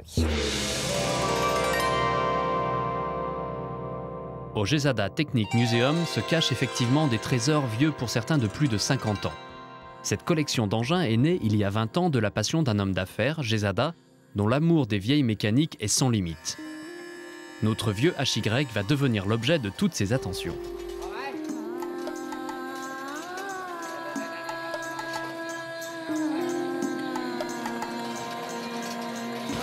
Voilà, Achille est une vraie star aujourd'hui, puisque la presse thaïlandaise s'est déplacée pour le rencontrer. Ça fait quand même un peu chauvin d'avoir mis le drapeau français, mais bon, ils ont insisté. Donc Achille est paré d'une jolie banderole qui veut dire que nous sommes arrivés le 15 juin 2552, donc c'est l'année bouddhiste, autrement dit 2009, et que Géraldine et Yann font le tour du monde avec ce type H, ce Citroën, et qu'ils viennent tout juste d'arriver dans ce musée. D'ailleurs, ils veulent nous le racheter, ils veulent qu'il reste ici, mais pas question, hein. On va le garder, notre Achille. Il dit que c'est très joli. D'accord. Bon. En tout cas, merci de nous accueillir et de nous faire découvrir ce musée. Ça, c'est la mentalité thaïlandaise, c'est comme ça. L'hospitalité est sacrée. Alors, s'il nous fait faire un tour avec toi, Soumet, donc il faut quand même expliquer que Jezada, c'est le propriétaire en fait des lieux, avec son beau-frère Soumet. Ils vont nous faire la visite de... On va dire, c'est pas encore tout à fait un musée, mais presque, puisqu'il possède à peu près plus de 300 véhicules et engins de toutes sortes, dont une centaine sont rénovés. Du coup, on va leur demander de nous faire la visite des lieux, mais en particulier de leurs préférés. En général, il aime bien les Trojan et les Isetta. Ce sont des voitures raides qui s'ouvrent par la porte de devant, une seule porte. Est-ce qu'à l'origine, ils ont conçu ce genre de véhicule pour des personnes toutes petites? C'est pas pour les grandes personnes, hein? C'est pour les petits. Il a dit qu'il y a des couples beaucoup plus grands que lui, alors qu'ils sont là et puis ça pèse plus de 100 kilos dans la voiture, ça ne pose pas de problème. Les Thaïlandais aiment beaucoup le Citroën. La DS? La DS.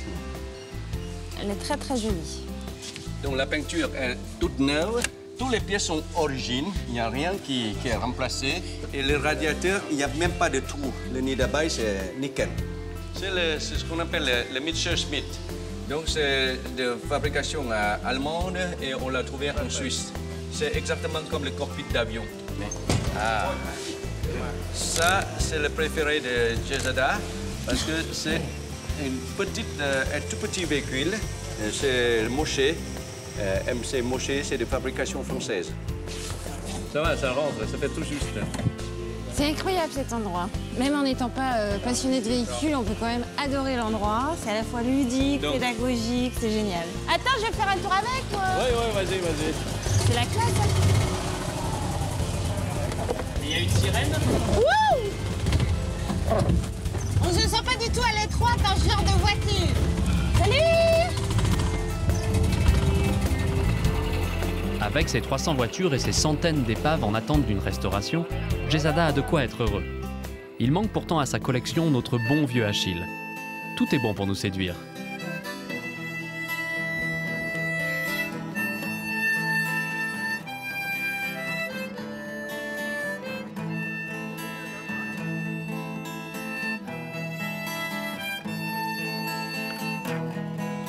La pomme de pénitencier. Bientôt on se fermer. Et c'est là que je finirai ma vie. Il faut que Carlo finisse. Waouh! Merci beaucoup! Voilà, ça va, là, Non, vous êtes trop forts les Thaïlandais, enchantés.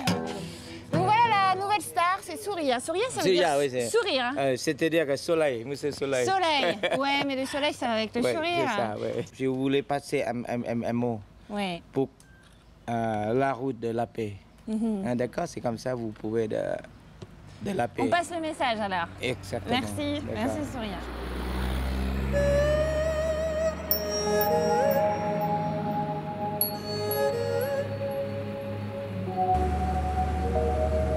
Heureusement que les routes de Thaïlande sont bien droites, bien lisses, avec un revêtement parfait, parce que avec les problèmes qu'on a sur le train avant d'Achille, ce serait pas gagné.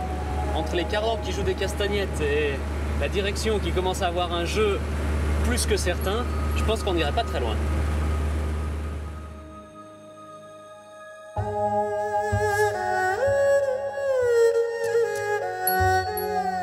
« 400 km plus au nord de Nakhon Chai-Si se trouve Sukhothai. Sukhothai est l'une des anciennes cités impériales les plus remarquables dans ses vestiges. Quand nous ne trouvons pas de bivouac tranquille, les temples sont nos refuges. À maintes reprises, les moines ont accepté notre requête, pouvoir s'installer avec Achille au sein de leur communauté. Alors ce matin, j'ai rendez-vous avec mon coiffeur. En fait, avec l'humidité qu'il y a en Asie, je peux vous dire que les cheveux et la barbe poussent à une vitesse hallucinante et que j'ai pas encore fait confiance aux coiffeurs locaux. J'ai pas envie de me retrouver avec une coupe de bonze. Donc, on préfère faire ça nous-mêmes.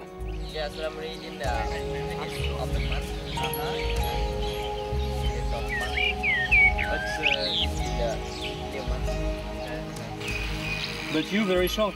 Ils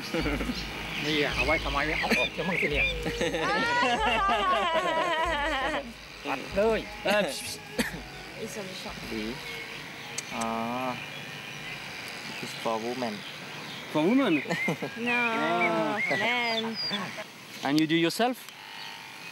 Huh? What? You do yourself or you go to the hair cutter? You cut? No, me use what battalion? Oh, knife. Yeah. Oh, okay. And you cut every week? No, every month. Every month? Yeah. Oh yeah, once a month. One time in the month. Everybody together, right? Yeah. It's a ceremony?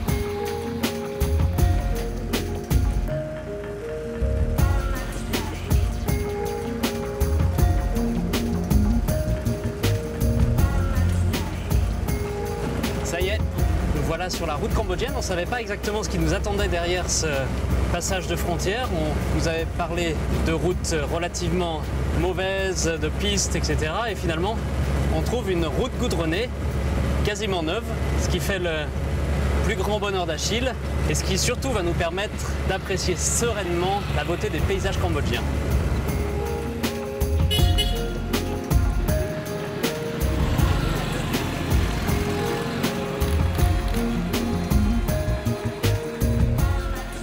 Des temples en Asie, ce n'est pas ce qui manque. Mais certains, plus que d'autres, se visitent forcément. Comme les temples d'Angkor, à Siem Reap, où Achille, du haut de ses 40 ans, paraît bien jeune et bien petit face aux merveilles vieilles de plus de 12 siècles.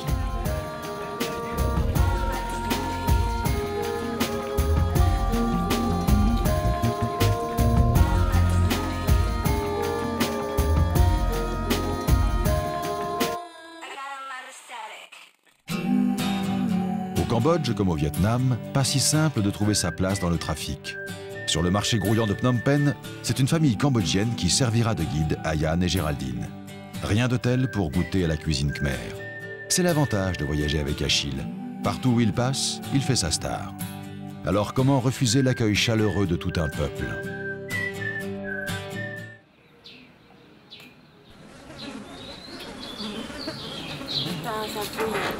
Oh, ça m'énerve, regarde. Ils rentrent tous.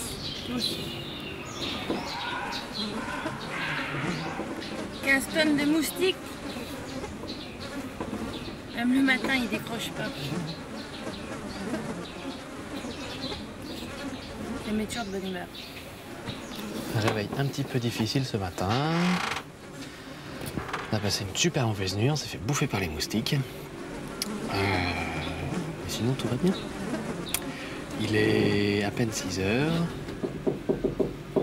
Et on nous a conseillé, si on était à Siem Reap, d'aller profiter du lever de soleil sur les temples.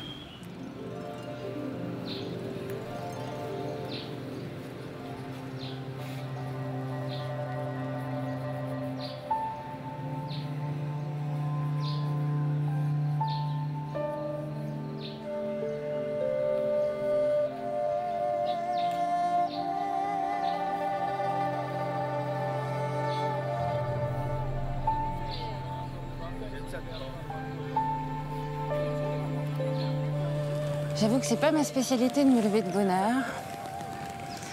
Mais quand on voit le spectacle d'Angkor Wat au lever du soleil, je me dis que ça vaut le déplacement.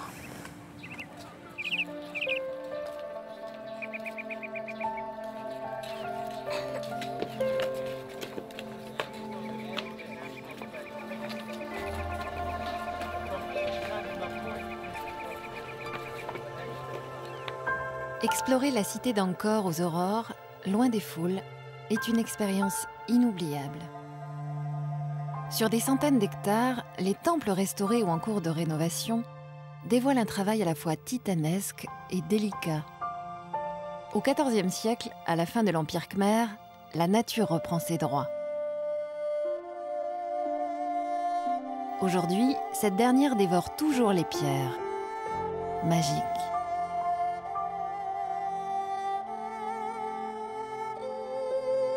Angkor exerce vraiment un pouvoir d'attraction. Peut-être parce que les temples n'ont pas encore tout dit.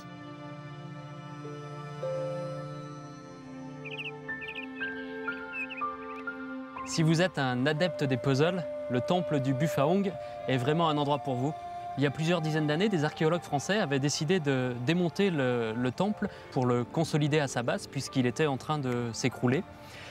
Et puis ces archéologues ont été chassés par les Khmers rouges qui ont pris le pouvoir au Cambodge. À la fin de l'ère Khmer rouge, d'autres archéologues ont repris le projet en route.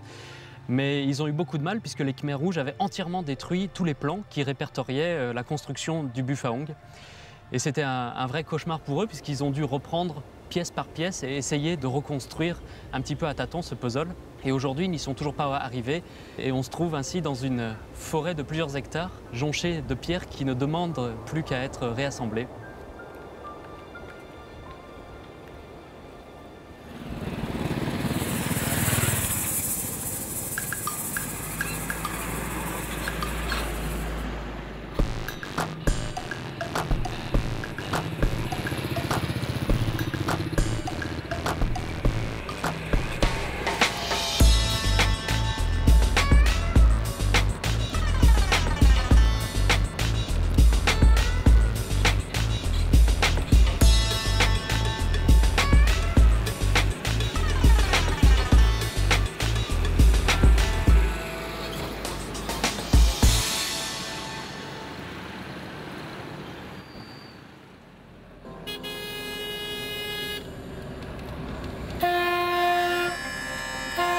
Ça y est, nous y sommes à Phnom Penh. Phnom Penh, capitale du royaume du Cambodge. Vu la chaleur et le trafic, on va vite aller trouver un parking pour Achille. Et puis on va visiter cette ville soit à pied, soit en tuk-tuk, soit en moto. Parce qu'en camion, c'est quasiment impossible.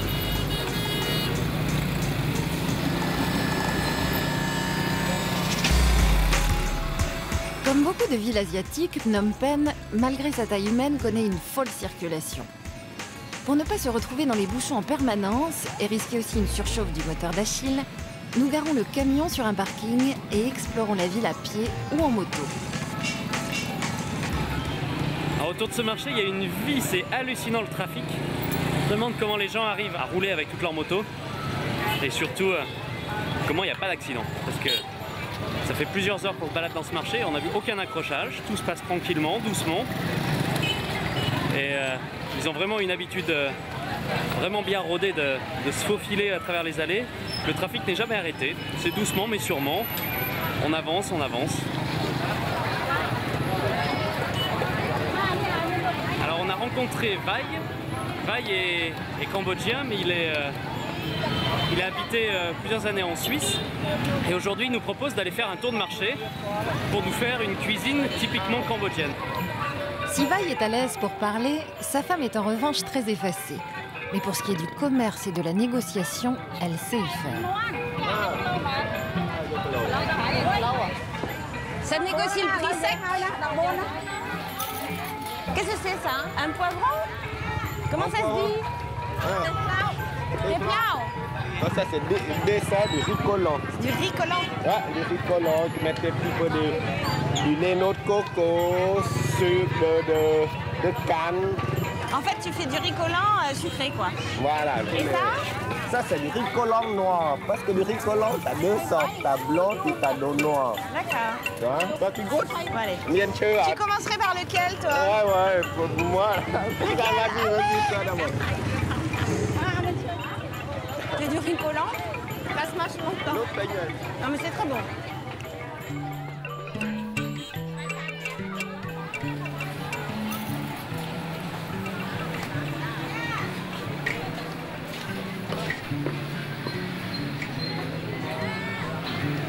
Le poire. La pièce où vivent Vai et sa famille, au nombre de 9, nous accueille pour un dîner de roi. Nous nous sentons privilégiés.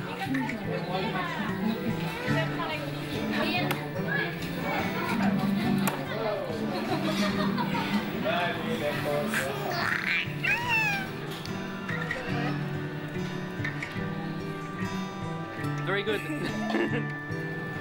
Alors on n'est pas des spécialistes de la cuisine cambodgienne, mais pour goûter ça on sait faire, donc ça va être excellent. Franchement, on a trouvé des vrais cordons bleus cambodgiens.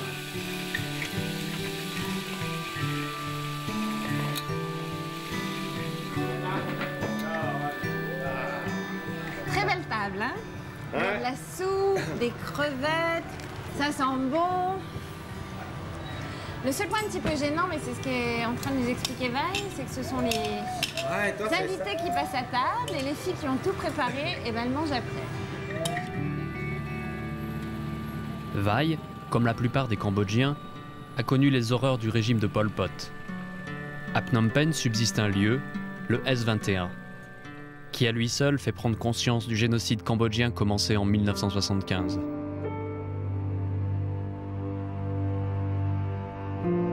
À l'âge de 12 ans, Vai et une partie de sa famille encore vivante ont fui à la frontière thaïlandaise.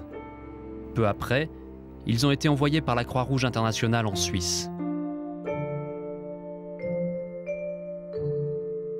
Pendant plus de 3 ans, de 1975 à 1978, la population cambodgienne fut livrée au délire sanguinaire des troupes de Pol Pot.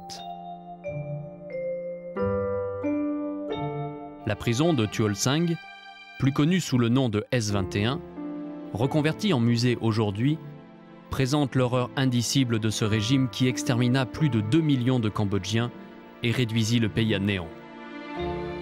Principal centre de torture et de mort planifiée, le S21 offre des images chocs dont on ressort difficilement intact. Archives abondantes, salles restées en l'état, défilés de photos, les fantômes des disparus hantent les lieux.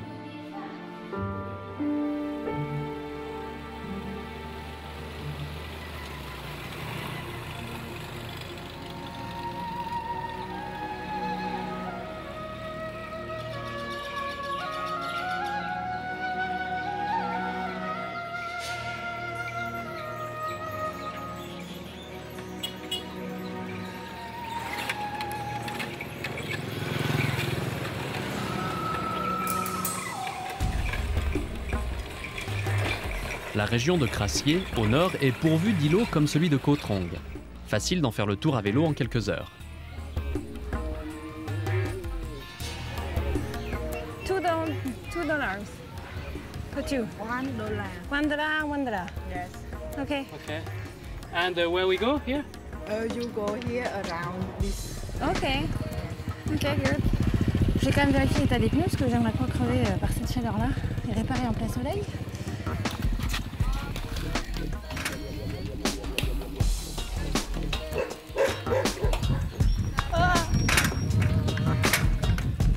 C'est la bicyclette de l'après-guerre. Bon alors sincèrement, c'est plus facile de conduire à Chile que de conduire un vélo cambodgien. Ok, il n'y a même pas 3 vitesses, il n'y en a qu'une. Dans le genre vélo sans selle, qui demande un équilibre à toute épreuve pour être conduit, on fait pas mieux. Hello.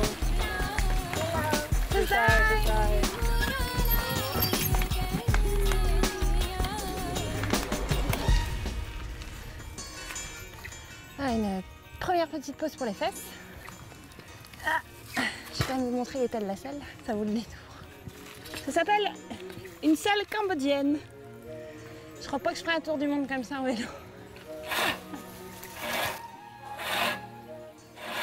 Hoi. Hoi. Hoi, daar niet. Tiens. Đợi nhỉ, đợi nhỉ. Angoon.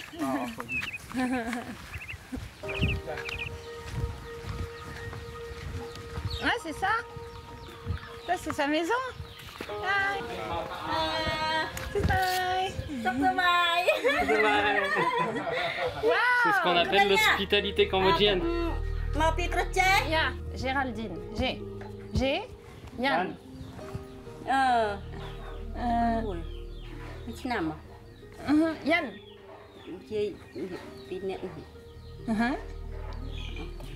Ah. La traditionnelle question de savoir si on est marié et surtout si on a des enfants et quand est-ce qu'on va en faire. Ouais, notre Khmer est un petit peu limité. C'est dommage pour échanger quand même. Ah, un cool. Banane. Banane. La banane. Et patate.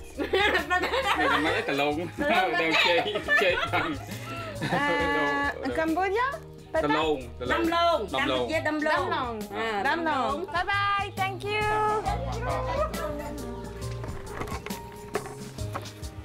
On va pas s'arrêter tout le temps comme ça parce que sinon on aura à manger pour les 2 semaines à venir.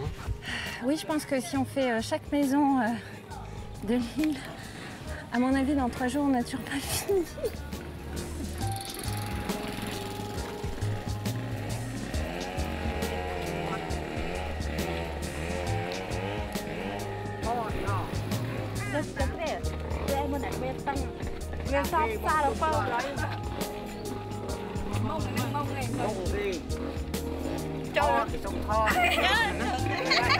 L'effet est toujours le même dès qu'on arrive quelque part, dans un village un petit peu perdu comme ici, au nord de Krassier. En fait, la moitié du village débarque parce qu'ils, forcément, n'ont jamais vu un vieux camion comme Achille, encore moins aménagé en maison roulante. Et c'est assez rigolo de les voir visiter et être complètement étonnés de la petitesse du lieu et de tout le confort en fait qu'on a à bord.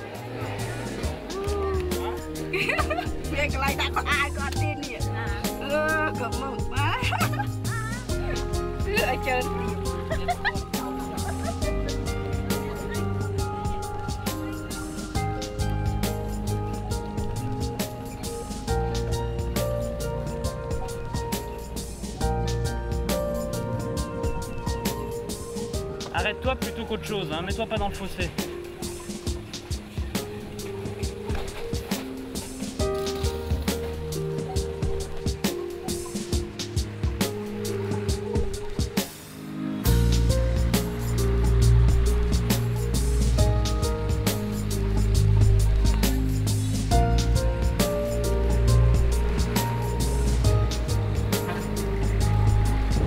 Ce qu'il faut savoir, c'est que le Cambodge est un pays encore en voie de développement avec beaucoup d'aide internationale et que tous les ponts sur le Mekong sont construits par des pays étrangers.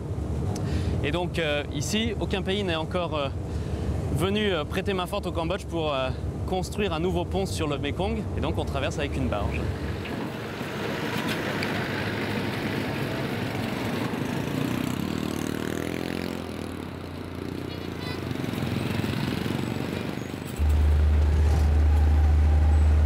En ce moment nos derniers kilomètres en terre cambodgienne.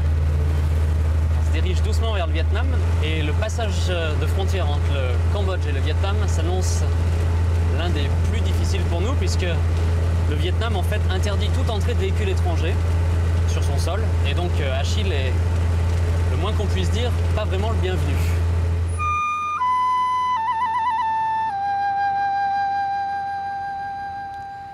C'était fort dommage qu'on n'ait pas pu filmer à l'intérieur du poste de police. J'ai passé presque une heure avec un policier qui ne comprenait pas un mot d'anglais et moi qui ne comprenais pas un mot de vietnamien. Donc c'était un statu quo assez rigolo. Lui ne rigolait pas du tout en fait et puis au bout d'un moment il m'a simplement rebalancé les papiers à la figure en me disant d'aller me faire voir ailleurs, que de toute façon je ne rentrerai pas avec mon camion au Vietnam. Et puis je n'en démordais pas, je suis allé au poste d'immigration juste à côté, une charmante dame qui parlait un petit peu plus anglais est venue me donner un coup de main et a joué la traductrice. Et finalement au bout d'un moment il s'est un petit peu détendu, il a accepté de remplir les papiers d'importation temporaire et de déposer une demande qui est partie cet après-midi au poste du chef de district qui se trouve à 40 km d'ici. Et donc on doit passer la nuit au poste, c'est le cas de le dire, et attendre demain matin quelle sera la réponse apportée à notre requête.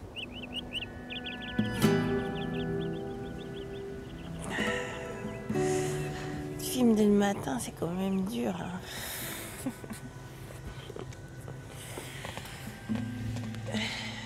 Voilà, troisième journée qui commence au poste frontière vietnamien.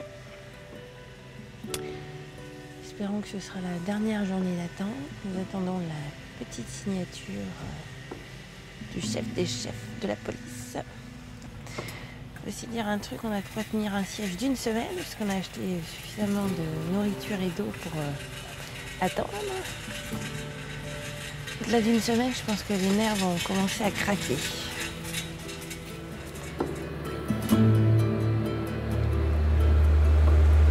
Ça y est, nous voilà au Vietnam. Alors ce matin c'était un petit peu pas gagné. On savait pas trop ce qu'allait se passer. La police des transports ne nous donnait pas une grande chance d'entrer sur le territoire vietnamien et puis d'un coup tout s'est débloqué. On a eu une carte grise temporaire pour Achille, on a eu des plaques de transport. L'immigration, oula, ça commence, c'est la circulation vietnamienne.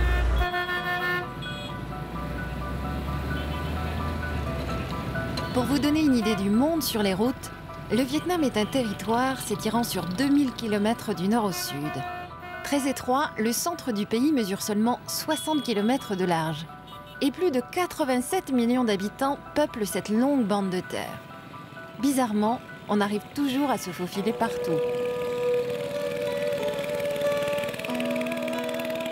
Depuis la nuit des temps, les locaux vivent sur, pour et avec le Mekong. Dans la région du Delta, au sud Vietnam, les habitants sont à la fois vendeurs et acheteurs de produits frais. Si la plupart des marchés flottants sont devenus une attraction touristique, certains sont encore préservés, comme celui de Kai Rang. Mais pour combien de temps encore ? La sédentarisation forcée et la construction de barrages effacent petit à petit cette extraordinaire vie sur le Mekong. Alors pour connaître les produits qui sont vendus ici sur le marché flottant de Kai Rang, il suffit de regarder les grands mâts qui sont au-dessus des bateaux et qui donnent un échantillon de chaque produit qui est vendu par le marchand, que ce soit les fruits, les légumes. Donc il suffit de se diriger vers le bateau qui vend le produit qu'on a choisi. Il y a tellement d'ananas qui sont vendus ici sur ce marché flottant qu'on ne va pas se priver du plaisir d'en acheter un et d'en déguster un. Alors, ce qui est formidable, c'est qu'ils les découpent avant. Ils ont surtout une technique très particulière pour enlever toute la peau de l'ananas. Oh, ça a l'air bon. On en prend un ? On appelle ça de la pomme de lait. Je ne sais pas comment ça se dit en vietnamien. C'est un mélange entre la pomme et la poire. Ngon không? 8. Ok. Alors c'est marrant, d'habitude c'est le pays du sac plastique. Là, sur le marché flottant, il n'y a pas de sac plastique. Donc, on se balade avec tout à la main. Come on! Come on!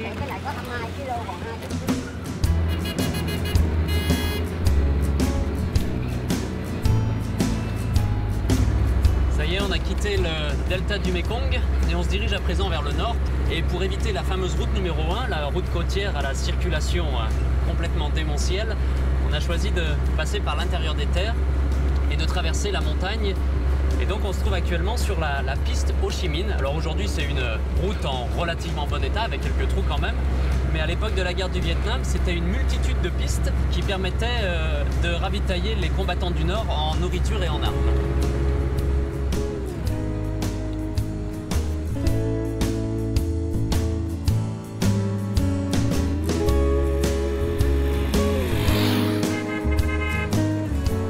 L'option montagne n'est pas au goût d'Achille. Des bruits bizarres nous alertent.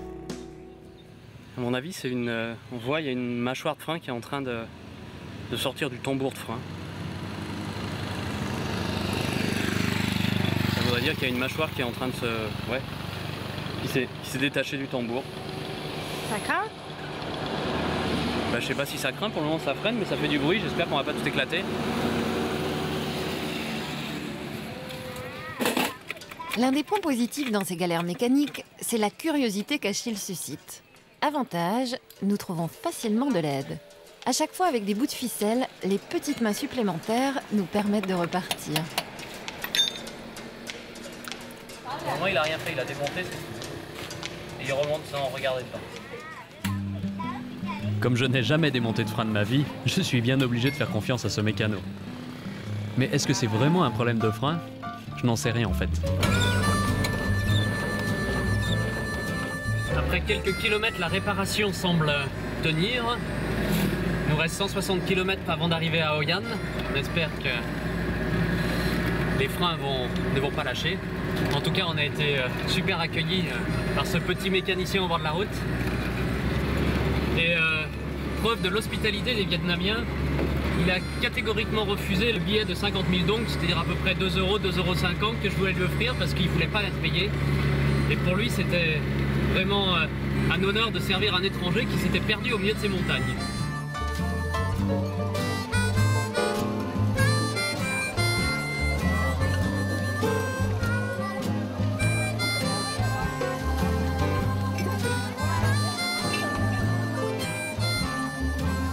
Il y a beaucoup de monde ce soir dans la vieille ville de Hoi An, mais c'est normal puisque c'est un soir de pleine lune. Et chaque pleine lune, c'est absolument magique au niveau de l'atmosphère puisque non seulement les véhicules motorisés sont interdits de circuler dans la vieille ville, mais en plus de ça, les éclairages néons sont interdits. Ce qui fait que la ville est seulement éclairée par des lanternes de soie, ce qui donne à l'atmosphère une espèce d'ambiance sereine. C'est merveilleux. Cặp đàn lòng phố cổ của chúng tôi. Và chúng tôi một lần nữa xin được trân trọng kính mời tất cả quý vị và đến với phố cổ hôm nay ngoài những trò chơi dân gian như là đập trò của Kim Long. On est sur la place publique, il doit y avoir un jeu qui s'organise, on ne comprend pas tout évidemment. Sauf que ma voisine dispose d'une plaquette en bois avec 3 symboles. Attendons de voir la suite et voir comment elle va jouer. Pour annoncer la couleur des cartes au public, tout passe par le chant. Les deux animateurs prennent leur rôle très au sérieux.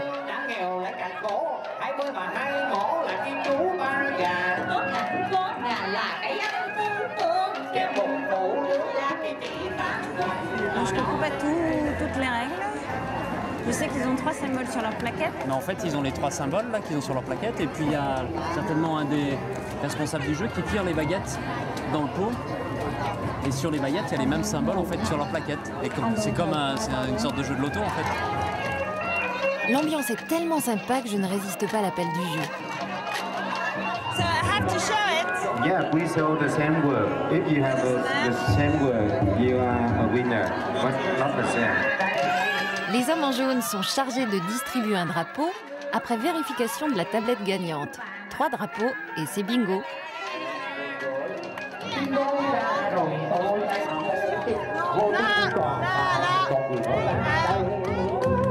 J'ai déjà un symbole sur 3.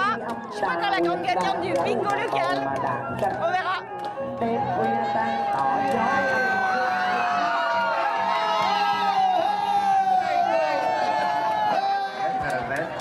c'est la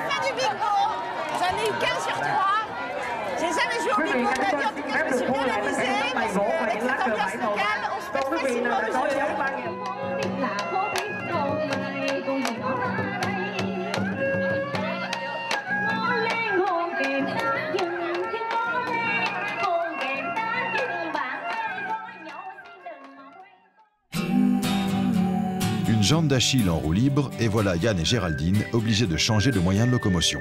Sidecar à Hoi An, 2 roues dans les paisibles montagnes du Nord-Vietnam, jonc à voile sur la baie d'Along avec des marins d'eau douce. Ils iront même jusqu'à tenter la balade à dos d'éléphant au Laos. Alors forcément tout ça, ça secoue.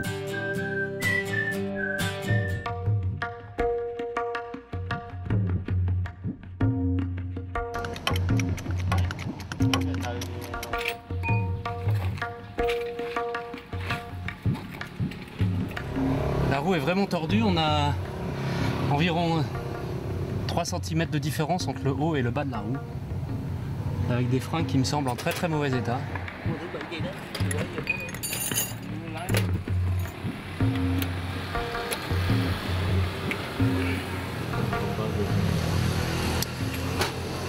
L'intérieur du moyeu là est complètement bouffé. Il n'y a plus aucune prise en fait. Il n'y a plus de cran en fait. Il n'y a plus de... Ça change ça? Bah ça se change. Il faut trouver la pièce, il faut trouver tout le bazar là.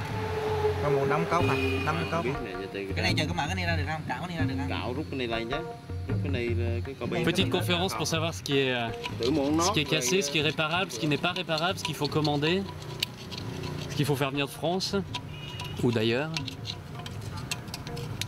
C'est pas très réjouissant parce qu'il y a pas mal de choses de cassées. Alors avec notre bonne étoile, Achille est garé sur le parking d'un hôtel plutôt sympathique à Hoi An. Et ça tombe bien parce que cet hôtel est dirigé par un Français, Claude, qui est fan de véhicules anciens et qui met d'ailleurs à disposition de ses clients un certain nombre de vieux coucous, des vieux sidecars de la police vietnamienne avec lesquels il nous a proposé de partir tout de suite en balade.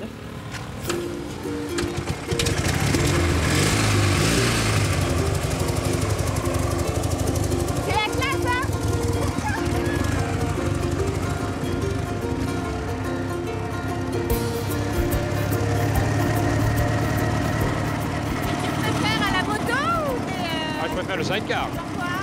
Mais d'abord c'est plus sûr au Vietnam.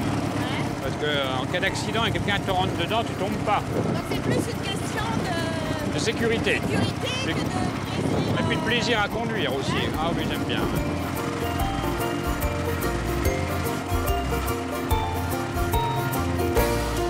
C'est vrai que le sidecar, pour se promener sur les routes de campagne vietnamiennes, particulièrement cabossées et boueuses, c'est pratique, ça passe partout. Mais visiblement, ça a aussi ses faiblesses.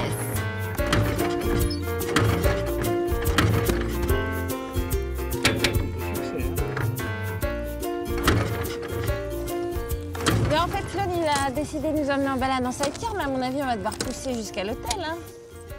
Ça sent l'encrassage, là, non? Oui. On porte la poisse. On va regarder le deuxième. Ce qui est formidable dans ce voyage, c'est qu'au départ, on est parti à l'aventure avec un vieux camion sans trop s'inquiéter de la mécanique. Ça, c'est le frein arrière, ouais.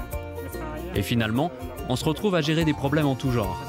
Pas sûr qu'on monte un garage en rentrant, mais au moins on pourra peut-être aider les copains. Donc là, il y a un autre sidecar qui va arriver, c'est ça? Oui.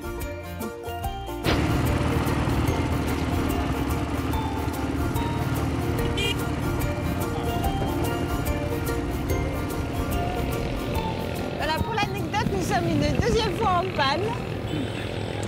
Mais là, on sait l'origine de la panne, il n'y a plus d'essence.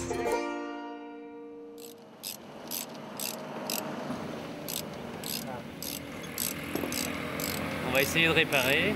On a reçu les pièces hier. Le mécano est là ce matin. Mais entre-temps, il y a un soufflet de cardan qui s'est décroché. Et qui s'est déchiré surtout. Nouveau problème à résoudre avant de remonter les roulements qui sont morts. En voulant vérifier l'autre côté si il fallait aussi changer quelque chose, on s'aperçoit qu'il y a une rotule qui est aussi foutue. Ça commence sérieusement à me prendre la tête. L'envie de s'échapper de la galère est forte. on reprend la route sans Achille.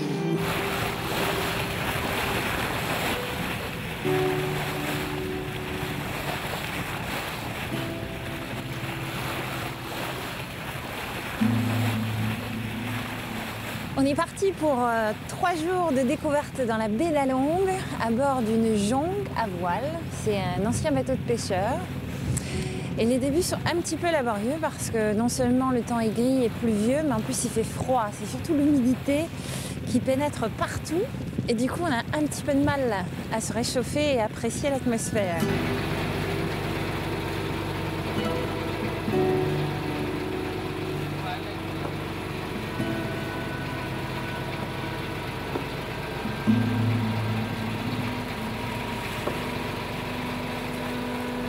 C'est ce qu'on appelle une embarcation qui prend l'eau.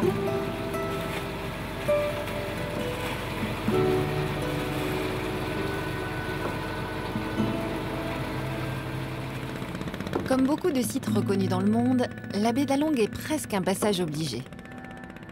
Et comme tous les sites très touristiques, n'importe quelle excursion se vend à prix d'or, laissant pour le coup le charme retomber. Nous nous prêtons pourtant à l'exercice. Lors de l'achat du séjour sur une jonque, on nous assure un temps magnifique, un capitaine exceptionnel et des conditions de vie à bord authentiques.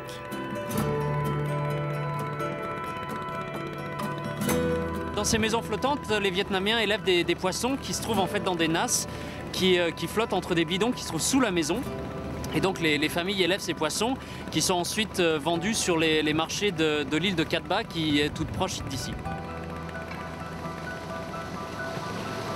On est en train de chercher un petit endroit tranquille pour passer la nuit. Le capitaine, lui, voit que la météo est toujours pas très clémente et donc il est à la recherche d'un mouillage pas trop agité où on pourrait passer la nuit tranquillement. Et après, ce sera certainement un bon dîner pour se réchauffer de ce grand air humide de la baie d'Along.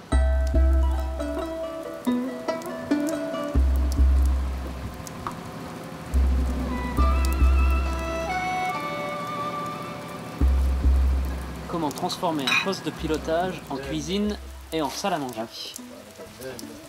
C'est bien, c'est à la fois une aventure de partir sur ce genre de bateau, de découvrir la façon de cuisiner dans un espace aussi réduit. Je trouve ça incroyable. Tom et Thiem sont vraiment super agréables. Alors on rit beaucoup parce qu'on se comprend pas en fait. Il faut dire que le vietnamien est quand même une langue très difficile à apprendre. Exemple, comme, ça veut dire manger, non et merci. Alors tout se joue dans la façon de prononcer les mots avec l'intonation, qui est surtout très dans le nez et dans la glotte. Alors du coup on communique par signe. Alors c'est rigolo puisque nous quand on dit 1, on va faire comme ça, et ils vont faire comme ça. Quand on dit 3, on va faire 1, 2, 3, et ils vont faire 1, 2 et 3. Santé. Santé. Vietnam. Vietnam, chúc sức khỏe. Ah, chúc sức khỏe. Chúc sức khỏe.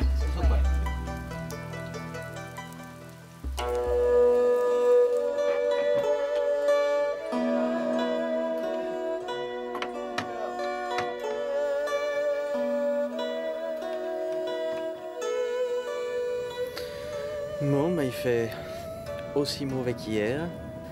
De la pluie, du vent. En tout cas, on n'a pas eu froid cette nuit, c'est déjà pas mal.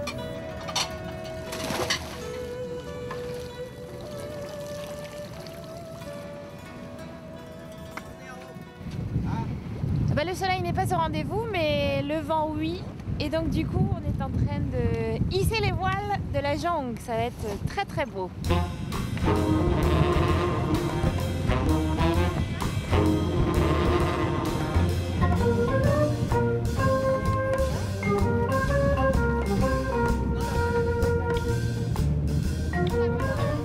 Moi qui n'ai jamais navigué, je n'ai absolument aucune idée de comment on tient la voile.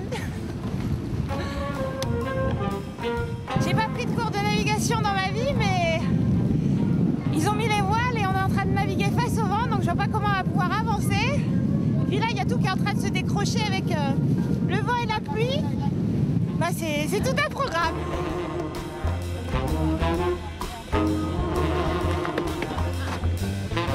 Bon, c'était définitivement pas une bonne idée de monter les voiles, vu le vent et apparemment le peu d'expérience de l'équipage. Donc ils les ont rebaissés, on a remis le moteur et on va rentrer au port parce que les conditions météo sont vraiment trop mauvaises. L'excursion de 3 jours se transforme en 24 heures. De la baie d'Along, nous gardons le souvenir de rochers dans la brume, de froid humide, de toilettes bouchées, de pipi par-dessus bord. Le tout pour 140 $, le quart de notre budget mensuel.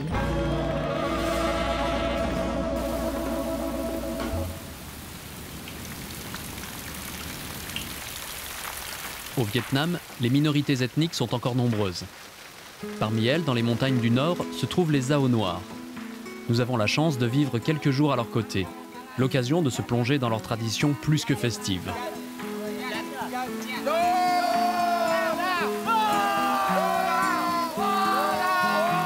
Pour l'anecdote, ici on dit que si un homme n'est pas saoul en rentrant chez lui, c'est qu'il n'a pas d'amis.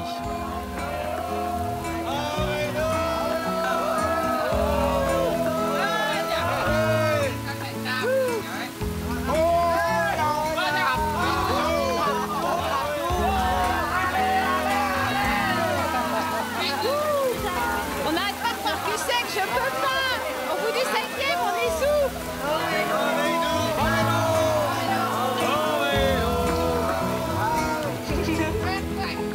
L'expérience du village de Vu Linh nous incite à poursuivre notre route dans le Tonkin, à la recherche de toujours plus d'authenticité.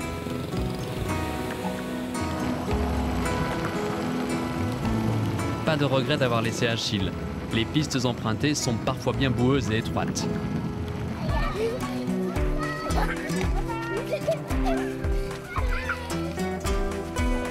Sur la route, nous croisons beaucoup d'autres minorités. Parmi elles, les Hmong-Fleurs. Pour les rencontrer dans un contexte vrai et préservé, nous nous perdons dans les montagnes. À Long Phin, le spectacle va être total.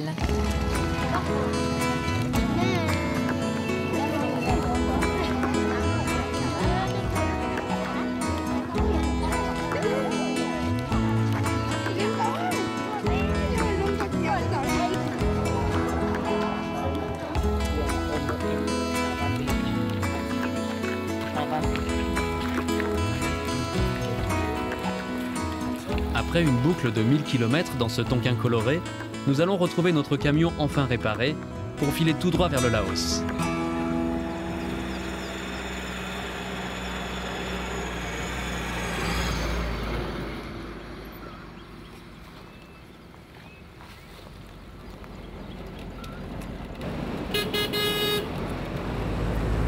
Ça y est, depuis quelques kilomètres, on roule enfin au Laos et c'est assez rigolo parce qu'on a l'impression de vivre dans un film sans le son.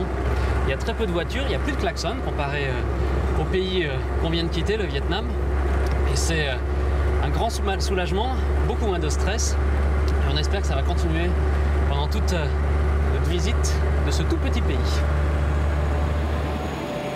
Quand ce ne sont pas les galères mécaniques ou encore les difficultés de circulation qui freinent l'expédition, c'est la chaleur.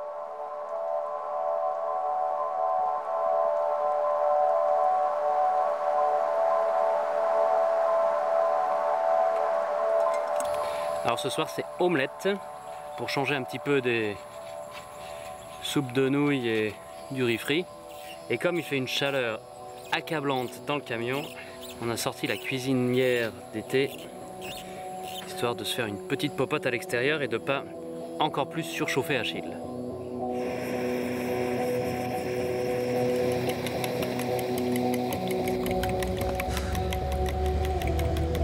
Je dois dire que je maudis Achille en ce moment.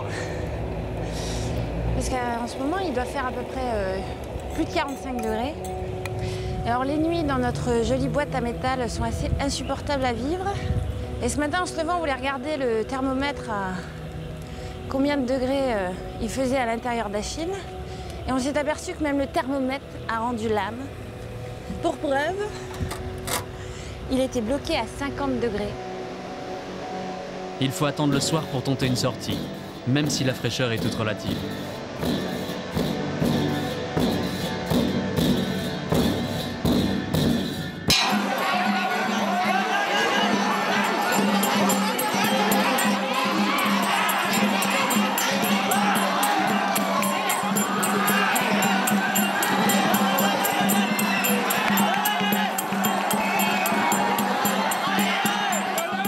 la boxe thaï, un sport dont le succès est garanti au Laos.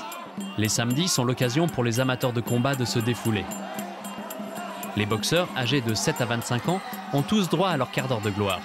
Il y a même des filles, aussi déterminées à gagner que les hommes. En principe, les paris sont interdits par le gouvernement. La sanction peut aller jusqu'à des peines de prison. Curieusement, la pratique se fait quand même au grand jour.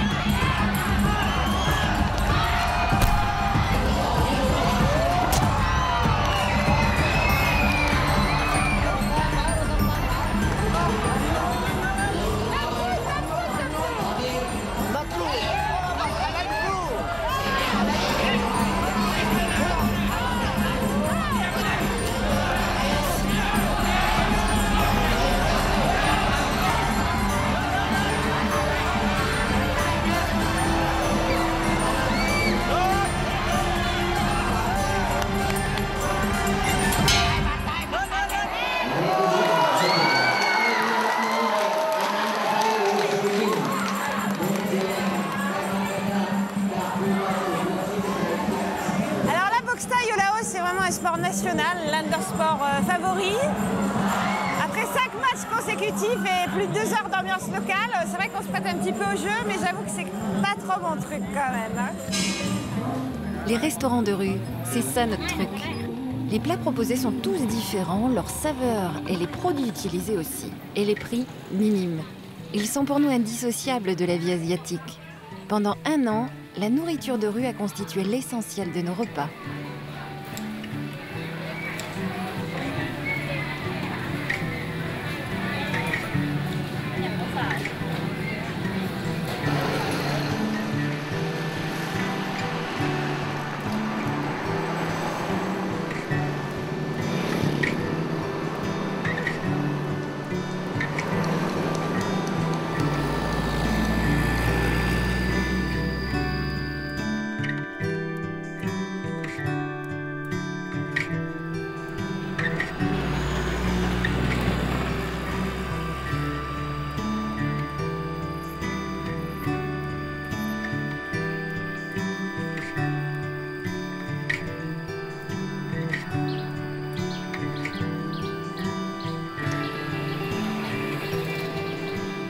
L'un des symboles forts et préservés du Laos est la quête matinale des bonzes, un devoir d'humilité pour eux. À Luang Prabang, elle a lieu tous les matins aux aurores. Les habitants offrent une poignée de riz, un fruit ou quelques biscuits pour honorer et remercier Bouddha. Une façon de s'assurer aussi sa bonne grâce pour la journée.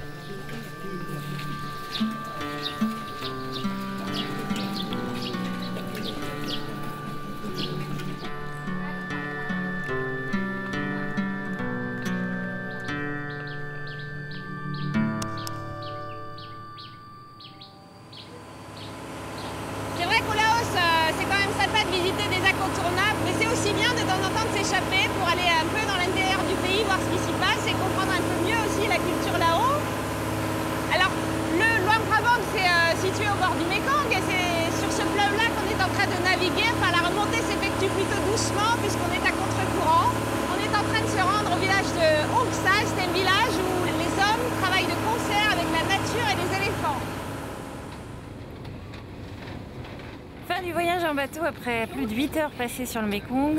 J'ai presque envie de dire ouf.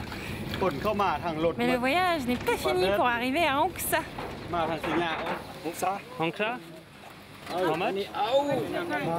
30. Okay. 30,000. Okay.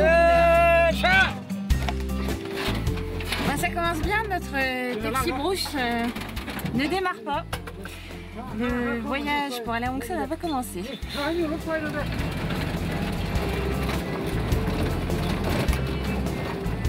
Conduite là-haut tout terrain assez sportive.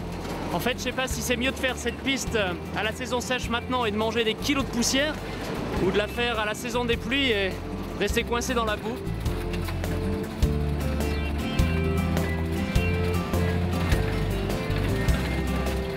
Bon, on est arrivé. C'est pas mal, hein? Au pays dit du million d'éléphants, il en reste aujourd'hui moins de 1000. La sauvegarde de l'éléphant ne peut passer que par l'écotourisme. Pour nous, cette balade est l'occasion de soutenir les projets engagés pour sa sauvegarde, mais aussi assurer un revenu au Cornac.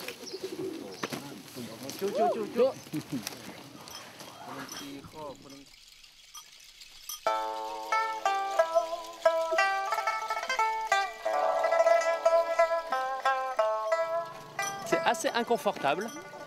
Les suspensions sont assez molles. Heureusement que le Cornac nous suit et conduit depuis le sol parce que je sais pas où on irait sinon. Hein. Et un éléphant, il faut quand même dire que ça bouge énormément. Et puis c'est un vrai joueur aussi, j'ai l'impression que depuis qu'il a ramassé sa branche, il est en train de la décortiquer méthodiquement et tout en nous transportant.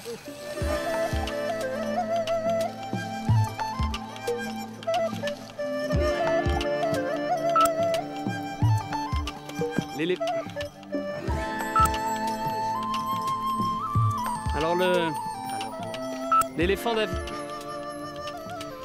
l'éléphant d'Asie est beaucoup plus petit que son vague cousin, le grand éléphant d'Afrique, mais pas sûr qu'il mange moins.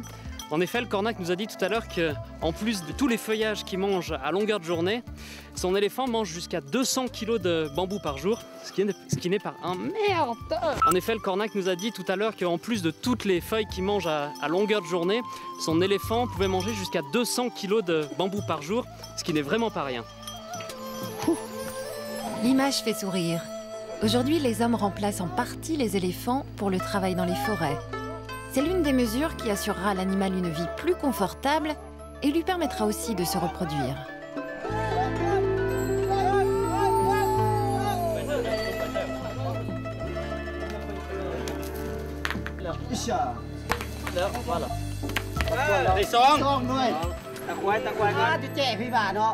Tu tires ou tu pointes? La pétangue, ça s'écrit P-E-T-A-N-G au Laos, c'est le sport national. Il faut dire qu'ils sont très très forts à ce jeu-là. Au dernier jeu du Sud-Est asiatique en 2004, ils ont obtenu la médaille d'or. Mais bon, il manque tout de même l'effet amusé pour que le jeu soit total. Un an après notre arrivée en Asie, nous rentrons à Kuala Lumpur. Finalement, nous avons réussi à respecter l'itinéraire prévu en Asie du Sud-Est. Sans parler d'exploits, nous sommes fiers d'avoir parcouru ces pays au volant d'un Citroën HY de 1969. Le pari n'était pas gagné, et l'aventure ne le serait pas sans un ultime défi.